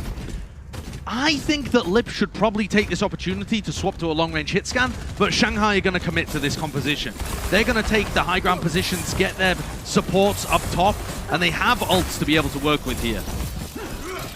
Look at this pocket of death that's on the high ground that Florida are playing with. OG's going to contest the card up for the moment. Yaki as well, just trying to essentially cause some damage into the backline. But yeah, BQB, Gananjin, and Gargoyle all playing together makes it very difficult to try and punish them. And you can see the peel attempt coming through. Gargoyle immediately comes in with the grass. Gravitic Flux is going to be used indoors. Flashbang comes through. I believe Gargoyle may have been cancelled out of it, but it matters not because it set them up for the kills anyway. And it does become difficult for Lip to get the value that he was looking for previously. He's only on 36% of his ult. I'm going to keep repeating it, Brent. I think they should be swapping compositions here, and this is something that Shanghai have done repeatedly in this series. In fact, both teams have done this. They start out with a great idea of what they want to do compositionally, and then they just get wrapped up in it, and they don't think about what comps they should be swapping to counter their opponents. Right now, if they were able to swap to a Mercy Ashe composition with Izayaki staying on the Ana, they would have such an advantage from long range over Florida. Or even if they swap to a full-on, you know, double bubble composition, but they just want these ults to work out. With 3 minutes left, they have so many. But there isn't a great nano boost target here for Izayaki. Maybe they'll just go in with the rally and try and get a pulse bomb pick, and Lip will generate EMP in the fight. This Deadeye is going to buy him so much space and time. You can see it. Okay, rotation around. The mine's used in very close quarters. Savage Strike sent in as well. It's going to force the Transcendence out, but OG comes in with the mines of his own. A lot of them just collected up onto the high ground. A bit unfortunate. Not going to be stopping a lot of the positioning. And Shanghai have rotated around here. You can see them just kind of playing into their own spawn point, but or into the defender spawn, I should say. Not an ideal situation. Lip, by the way, just built up the EMP. He has, but when Florida have all of this high ground control, and it's not just high ground in one area, Dorado Point B has 2 separate high grounds, and then the point, which are miles away from each other. How do you get a worthwhile EMP here? Lip has just got to go for a single target, I think. It doesn't necessarily have to be the backline, because Gangnam Jin has already used Transcendence, but one ult onto OG and Gargoyle, for example, would be crucial and necessary to them winning. The high ground control is so important for them. You can see, I think Lip's trying to set up a kill. The Shield Bash comes through. Lip, okay, now he's decided they're going to go for the front line. He's going to be catching it now. Yeah, that's both the tanks going to be caught out. Drop to the low ground as well. OG and Gargoyle going to be falling. Yaki's going to try his hardest to try and turn it around. Hack comes through. Ooh, cancelled out of the post bomb. Beautiful Shield Bash from Lee Jae-gon. The hack as well. Yaki is not going to be stalling this one out for much longer. The tanks have just come back online. OG obviously trying to contest this one, but not going to be enough for them. Shanghai pushing it in now in 2.5 minutes. Yeah, they just about managed to convert that one. Again, big EMP coming out from Lip. I was criticizing them for the compositional choice, but at the end of the day, if you get EMPs like that and you're able to take down both tanks at the beginning of a fight, you are going to be able to win. It's just slow from Shanghai because all of their eggs are in that EMP basket. And we're going to see it again. Shanghai really not making many changes here. Only Izayaki moving over to the Zenyatta, which does create a situation where Izayaki can get pressured a little bit, but they don't really have that many tools to work with. It's only Yaki who's going to be in that backline, tickling him away. A lot of fight is happening right there. You can see in the close quarters once more on the staircase. Fade ended up going down, but Fleder, with the help of a hack, I think, took out Yaki. So they need to worry about Fleder as well. He's just holding down his position just underneath the rafters here, and holding this position down with the post bomb as well as the car moves forward. So not letting them get flanked whatsoever. High ground might start to be approached now from Shanghai, and Lip with this EMP is looking for an opportunity to engage. And that looks like a huge opportunity. There we go. That is enormous. The engagement perfect from the Shanghai Dragons. That's the coordination you want to see if you're a Shanghai fan. Beautiful play. Something that's been missing a little bit from this series so far, that level of coordination. And Shanghai, they're going to roll it in with over a minute here. Yeah, you can see the mines come through, but not enough. Gananjin even tried to touch there at the end there with the Transcendence, but I believe he got booped away in the end by Void. Wonderful, wonderful approach. What a fool I am to doubt the Sombra pick when it's Lip, the greatest Sombra in the league. What am I thinking? Why would he play Ashe, which he's also the best in the league at the moment by the statistics? When you're landing EMPs like this, you don't really need to win the neutral fights, right? It's risky because you need to pull it off. Otherwise, you're completely stuffed. You have no answers in the neutral and no answers when the rest of your ults come online. But Lip is the fulcrum to how this entire comp works if you keep trying to force it, and he just executed it perfectly. Shanghai Dragons, 1:12 on the clock. Florida are going to have to come out here with a response the likes of we have not seen yet in this series. It's one thing to pull off a big full hold on Dorado. That kind of is favored in this meta. It's another thing entirely to pull out a full push on Dorado. That is so much harder right now. Especially when you think about the amount of points you can get held up on. Dorado checkpoint B, for example. I mean, we saw Shanghai almost get caught up there.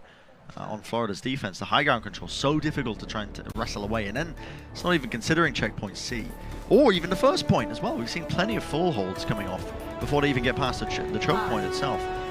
So yeah, it's a big task that's ahead of the Florida Mayhem, but it's the series on the line, so they've got to try and achieve it now. You can see BQB is going to be opting into the Widowmaker, probably for just a moment, seeing if he can get a headshot, a cheeky opening pick, but instead he goes on to the other side of things. Ganamjin caught out. I believe that was the damage boost also being applied, so Lip really going to be rewarded with that one, and an early pickoff is nice. Force out the res as well. It's a big cooldown gone, but Florida can resume their push.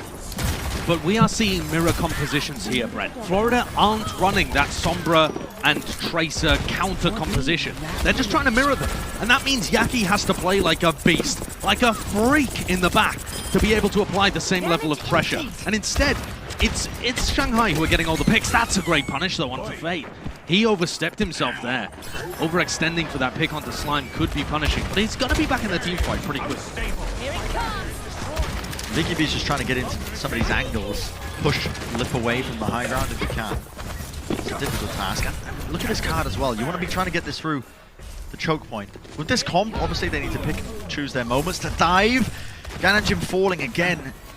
I mean, you don't need me to iterate how important Zenyatta is, I think, in these compositions. He provides everything, you know, the slight heals, but the Discord orb is the big one.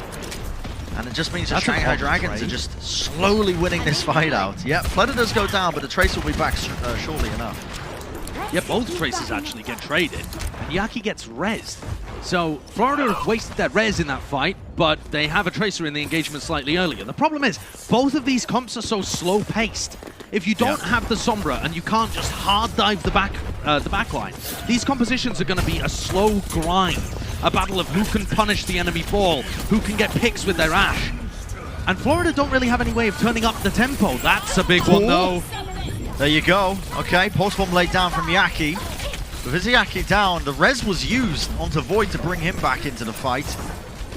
So despite the fact that, yeah, it was a slow composition, they're going to be finding themselves just fine, I think, pushing this one forward now. It was looking a little bit shaky, I'm not going to lie. You always see that risk happen. It's why we've seen, I think, so many full holds here on Dorado, is because these comps, they take a while to get online as well and to find those openings. Quite reliant on the DPS, but Florida win this one out. 4 minutes now, capturing up checkpoint A. And that's one obstacle down, at least, for this goal of trying to at least get all three on the board. We didn't quite catch how Void got caught out there, but BQB is the guy that finishes off that kill. And then Yaki does so much work in the fight. Florida's DPS historically have stepped up massively when required, domestically in North America. Now it's time for them to step up in an international clash. The approach comes from the Gravitic Flutch Gargoyle. He needs to catch us onto somebody. Just about gets it onto the backline. And look at that punish. That is great from Florida. Trans wasted as well. Yeah, Transcendence didn't quite catch as Izayaki did try to save their team, but look at this now. They can't move steadily forward. Honestly though, if you're Shanghai, you're not too worried about this one because the high ground is very important for trying to hold on to this, and they haven't been dislodged from this position. So despite the fact that it looks like, yeah, Florida were winning that team fight, they just have to back off and find another way in. That's a lovely headshot, pushes back Fletter, and means that BQB has a little bit of time to focus forwards instead of backwards. It's all about positioning here. It's about getting up on high grounds, distracting the backlines, and being able to establish better and better positions. BQB has the advantage of a shield to be able to play behind there, but can't land the finishing blow on Lip. And would they even be able to punish the Resurrect if it did happen? Who did that catch on to? BQB towards the back takes a shield from Gargoyle. He stays up, stays healthy, but this is all just time off the clock, Brent. Yeah. And again, Shanghai still in control of this high ground. Nothing to really push them away from it. Yaki ends up going down. He was caught out of position there. Fell very, very low. Must not have had the recall available to him. And it's just, again, just buying that time. 2 minutes now. And Florida still haven't been able to find the opening that they're looking for. They need a way to dislodge Shanghai from this high ground. Yeah, that is the crucial key to it all. Neither team is playing with a Zarya, so you don't have those Zarya bubbles that can empower your Wrecking Ball to boop people off the high ground. Instead, they're trying to play this slow-paced, positional engagement. Ooh. And there it is. Izayaki plucked. And there's Lip. Ooh. He goes down too. Gorgeous play. It's going to come down to those heroics. Yaki, surely not! He tried, look at him! He's in disbelief! He's sitting in the camera, he's like, what is this guy doing? Lee Jae-gon gets the kill, gets the res onto Lip, and it was looking so good for them, but at this point, I'm not too sure anymore, Josh. Shanghai is still in a pretty prime position to take this team fight. What an unbelievable play from Lee Jae-gon. That's one of the reasons why he goes for stuff like that, because he can save team fights. If he doesn't get that kill on Yaki, they've definitely lost checkpoint B there, or at least this team fight. Instead, they are dominantly in control. He saved it for them. He's died a few times going for stuff like that over the course of this series, but that is a little piece of magic. Wait a second, though. They're turning it around. What? No way. OG up on the high ground killed Lip and Lee Jae-gon at the same time. Friend, what are we witnessing? I don't know. I feel like it's hubris. I'm not too sure. It felt like the Shanghai Dragons were in a great position. I mean, the thing is, even though Florida are getting all of these picks, again, the cart hasn't moved. They haven't regained high ground control. BQB's on Soldier 76. He's hit the legs, man. He's hit the legs. This is a playoff game. This is in the tournament. The first match of the May Melee. The deciding map. It's in order to punish Fate. He has the long-range disadvantage, but if they can get a Discord Orb, he will melt Fate. And look at that damage on Lee Jae-gon. The tracking is sublime. That was ridiculous. The guy, just check his mouse. Why not? That has completely cracked this open. Eventually, finally, 17 seconds remaining. The Florida Mayhem, they found their foothold. And now, look at this punish onto Fate as well. The legs just run him down with the sprint. This card's just so close to being moved in. They're trading position and trying to keep the card from going into the checkpoint, but eventually Florida will be pushing it in to get checkpoint B. But a minute and a half is a lofty goal ahead of them to try and at least get at the checkpoint with that little amount of time. It's going to be hard. Yaki, again, all eyes on this guy to try and turn up with a couple of picks. They are guaranteed to have a worse time on the clock, right? They're underneath anyway, but for Florida, it's just about completion. What could BQB get done on this unconventional selection? Haven't pushed Void away again off of this high ground, and OG gets punished when he was trying to go for the engagement. Bob laid down, 50 seconds remaining. I feel like it's almost an understatement to call these comps slow, because these teams, they really, really have to just grind for their openings. Lee Jae-gon for a moment there moved over to Lucio, and I was wondering what the heck was going on. Lip, though, has now transitioned over to Sombra with 30 seconds left. That's not a normal pick to go for, to try and clutch. Okay, catches Void into the mines. And yeah, it's getting into the clutch moment here, but Lip, I suppose, looking for the default hacks to win the neutral engagement. But Florida, they've pushed them away now into this high ground approach. Shanghai trying to take the fight indoors. The visor comes through. It's going to be laying down so much damage that it's very difficult to try and withstand it. The accretion from afar, Gravitic Flux, it catches. The BQB is going to be hopefully fine on this high ground. Removes one of the mines. The cart's still not moving, by the way, because Fleder, he's the one. What a stick onto Slime. Slime, while he was going for the res, going to be not denied out of it, but eventually taken out of the fight, and that has set Shanghai up beautifully. The players pushed back into the staircase, rolling through. It's all up to Yaki to try and clutch this one, but surely he can't do it. A two-piece? You gotta be joking. They have to try and shut this guy down. He's almost brought down Lip, the contest onto the card, and now you see Slime moving over to the Lucio. Yaki eventually brought down, but that is gonna do it. Oh my goodness, my heart skipped a couple of beats for a second there, but the series is going to be going the way of the Shanghai Dragons, and Florida Mayhem are going to be moving down to the lower bracket. Look at Yaki's reaction there as well. He is heartbroken that they've taken that early loss in such a winnable game. Yaki played like a beast the entire match, and that pulse bomb towards the end was gorgeous, but Shanghai's understanding of the comps was simply superior on Dorado. And there were so many winnable moments in this series for both teams. Hanamura, that it felt like Shanghai threw it away. Gibraltar, where it felt like the Florida Mayhem were at an impossible position. And then just this final map as well, where we saw madness on either side. What a series to begin the May Melee tournament, Brent. If that's how it's going to continue with 7-map BO5s, that is just ridiculous. I'll take it. I'll take it any day of the week. And you can see that, Shanghai obviously going to be feeling relieved, I imagine, after that one, because it wasn't a clean win. I mean, the Florida Mayhem, the competition is tight between these two teams, and the matchup stylistically felt like neither side was really figuring it out too much, but they will be moving forwards into this into the tournament, and yeah, it is the Florida Mayhem who are going to be moving down. Now, as for our player of the match, well, it's got to be going to the one, the only. It's Izayaki, I think, for his dominant performance so far over the course of that series as well. This guy was performing incredibly well, honestly, on the Zenyatta and the Ana over the course of this series as well. Setting his team up, the Discord all placement was perfect most of the time. Yeah, and I think that also they had a really good understanding of when to be playing him on Zen and when to be playing him on Ana too. And that to me was a defining factor throughout this series. When the APAC and NA metas clashed, who came out on top? It's hard to say overall, but definitely the unconventional style of the Shanghai Dragons provided them with big opportunities to win. I'm thinking about Izayaki's sleeps that he was landing, the discords he was landing, the damage that he pulled out from the backline, and that poke composition with Izayaki and Lip working together, which, by the way, Lip had a phenomenal series too. The two of them combined and the way that they played defined this series and this series win for the Dragons. So important. That's why he's our Xfinity player of the match. And what a performance! But it's not over just yet. Of course, the tournament's only just beginning.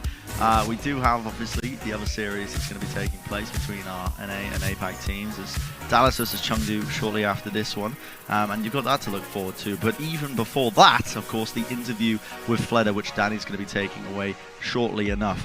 Overall, though, Josh, I mean, what a way to kick things off. I don't really think we can hammer it home enough. Yeah. I mean, the fact that this series was so close, I think it set it up to be quite a good one. So we'll see. On the other side of the break, obviously, got the interview to look forward to. And the rest of the series, or at least the Dallas Chengdu match, will be starting soon enough. So don't go anywhere, ladies and gentlemen. We'll be right back. The Overwatch League is brought to you by the University of Hawaii at Manoa. Go to takemetomanoa.org today.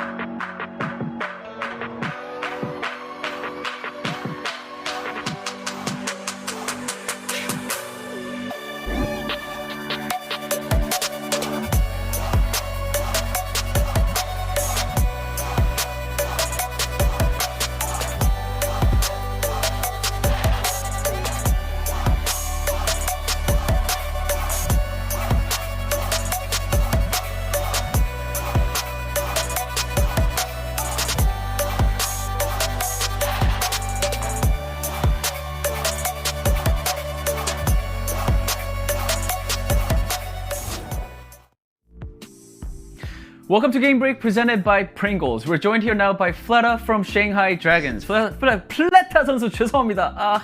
플레타 선수 안녕하세요.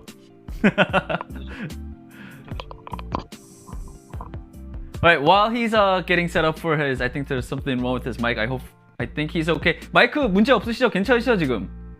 네네, 잘 들려요. Alright, let's go into our first question. So, this was your first time going up against a team from the West region.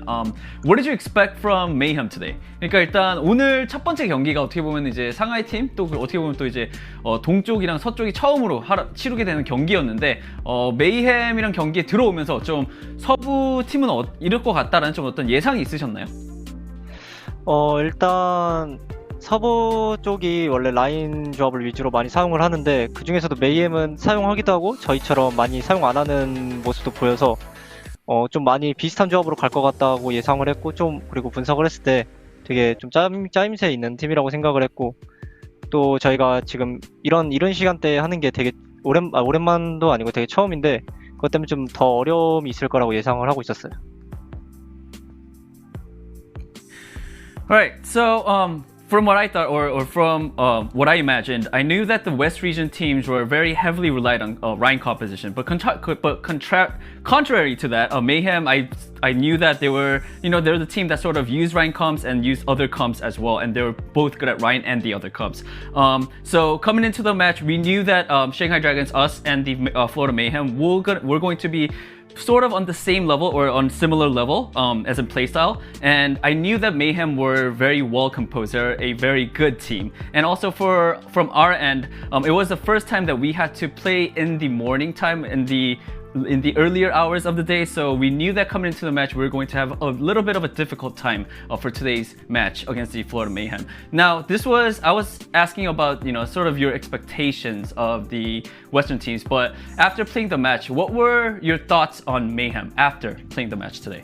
방금 제가 물어본 건 좀 어떻게 보면 이제 플레타 선수의 좀 예상을 여쭤봤는데 막상 이렇게 경기 끝내고 나 보니까 좀 플로리다 메이햄은 좀 어떤 팀이라고 좀 생각이 드시나요? 일단 플로리다 메이엠 그냥 분석했을 때랑 비슷한 양상이 나왔는데 다른 조합을 했을 때 저희가 어느 정도 할 수 있을 거라 생각을 했고 근데 저희보다 라인 조합은 어느 정도 잘할 거라고 예상을 했는데 오늘 딱 그렇게 나왔고 또 저희가 시간대 때문에 다 풀 컨디션으로 못 할 거라고 생각을 했는데 그것도 역시 좀 다들 실수도 많고 저도 그렇고 그래서 좀 장기전으로 경기가 좀 더 치러진 것 같아요. Right, so looking at Mayhem after the match, we knew that other than Rhine compositions, we knew that we were going to be evenly matched. And we knew after playing the match, we found out that Mayhem did have the upper hand when it came to Rhine composition. And other than that, another thing was we knew that coming into the match that we weren't going to be in our best shape and we weren't going to be in the full good condition, and that is why, as you guys saw, we made a lot of mistakes, and myself as well, I personally made some mistakes, and that is why the match took on longer. It went to the full set, went to a very long match at the end. Alright, so my last question is going to be, we've actually seen Shanghai Dragons in this season play a lot of off-meta picks. How do you guys make this work? 두 번째 마지막 질문은 어떻게 보면 상하이 팀이 지금까지 좀 이렇게 메타가 아닌 조합을 많이 쓰는 거를 저희가 지금 이번 시즌에서 많이 봤는데 어떻게 해서 이런 좀 메타가 아닌 조합을 잘 사용할 수 있게 되셨나요? 아무래도 처음에 이제 메타가 연습이 시작되고 뭔가 상대가 하는 것보다 상대를 하는 거를 주로 한다기보다 저희가 일단 생각했을 때 괜찮은 조합을 먼저 시작하는 것도 있고 또 이제 다른 선수들도 되게 영웅폭이 넓다 보니까 또 자체롭게 변경이 가능한 것 같아서 그렇게 사용하게 되는 것 같아요.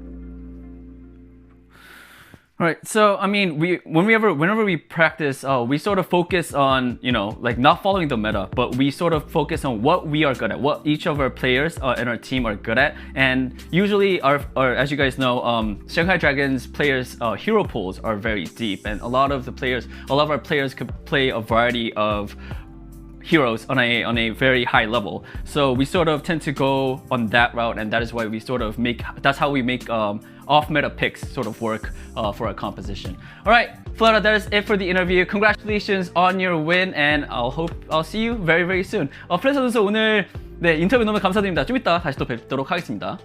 네, 감사합니다. 감사합니다. Alright, back to the desk. you so much, Danny. Thank you, Fleta. And of course, congratulations to him and the Shanghai Dragons as they are moving on after this first round. Yeah, they're playing to their strength. We're kicking off the Mayhem Lee tournament with a match. You're not quite sure how to dub it, to be perfectly honest. We saw some high highs, but the lows. Oh, the lows. They were very much there as well. Let's talk about what we actually got to see from those teams. It was a back and forth in the end there, Costa. Yeah, that was, as Johnny said, a slobber knocker. That is the definition of what that was. It was so back and forth from both of these teams. I don't think you could ask both of those teams. I don't think that's the best that they're going to bring this weekend. Both of them are going to need to really step it up. As we said, there were some great moments from the Shanghai Dragons on certain compositions. Their Pharaoh looked really clean. Just that pulse bomb by Fleta on that Valkyrie Mercy at the last second. There was some awesome things. Same thing for Florida Mayhem. They look good on the Brawl. That looks like a win condition for them this weekend. But this is not the best that either of these teams can do, and they need to step it up. There was obviously some weaknesses in compositions, team play, all that kind of thing. Need to tighten it up because Florida Mayhem get another chance in the lower bracket, and Shanghai Dragons are going to need to be better if they want to make it to the grand final. Yeah, it really did feel like Florida Mayhem, they had to shake off the rust a little bit because going out on Ilios, Shanghai looked pretty dominant. Florida Mayhem weren't able to catch up at all, but then this bomb really just turned the momentum around in this series overall. And the Florida Mayhem, they came alive with the King's Row, and they really flourished, like we talked about already, in this Reinhardt composition. Now, going over to Gibraltar,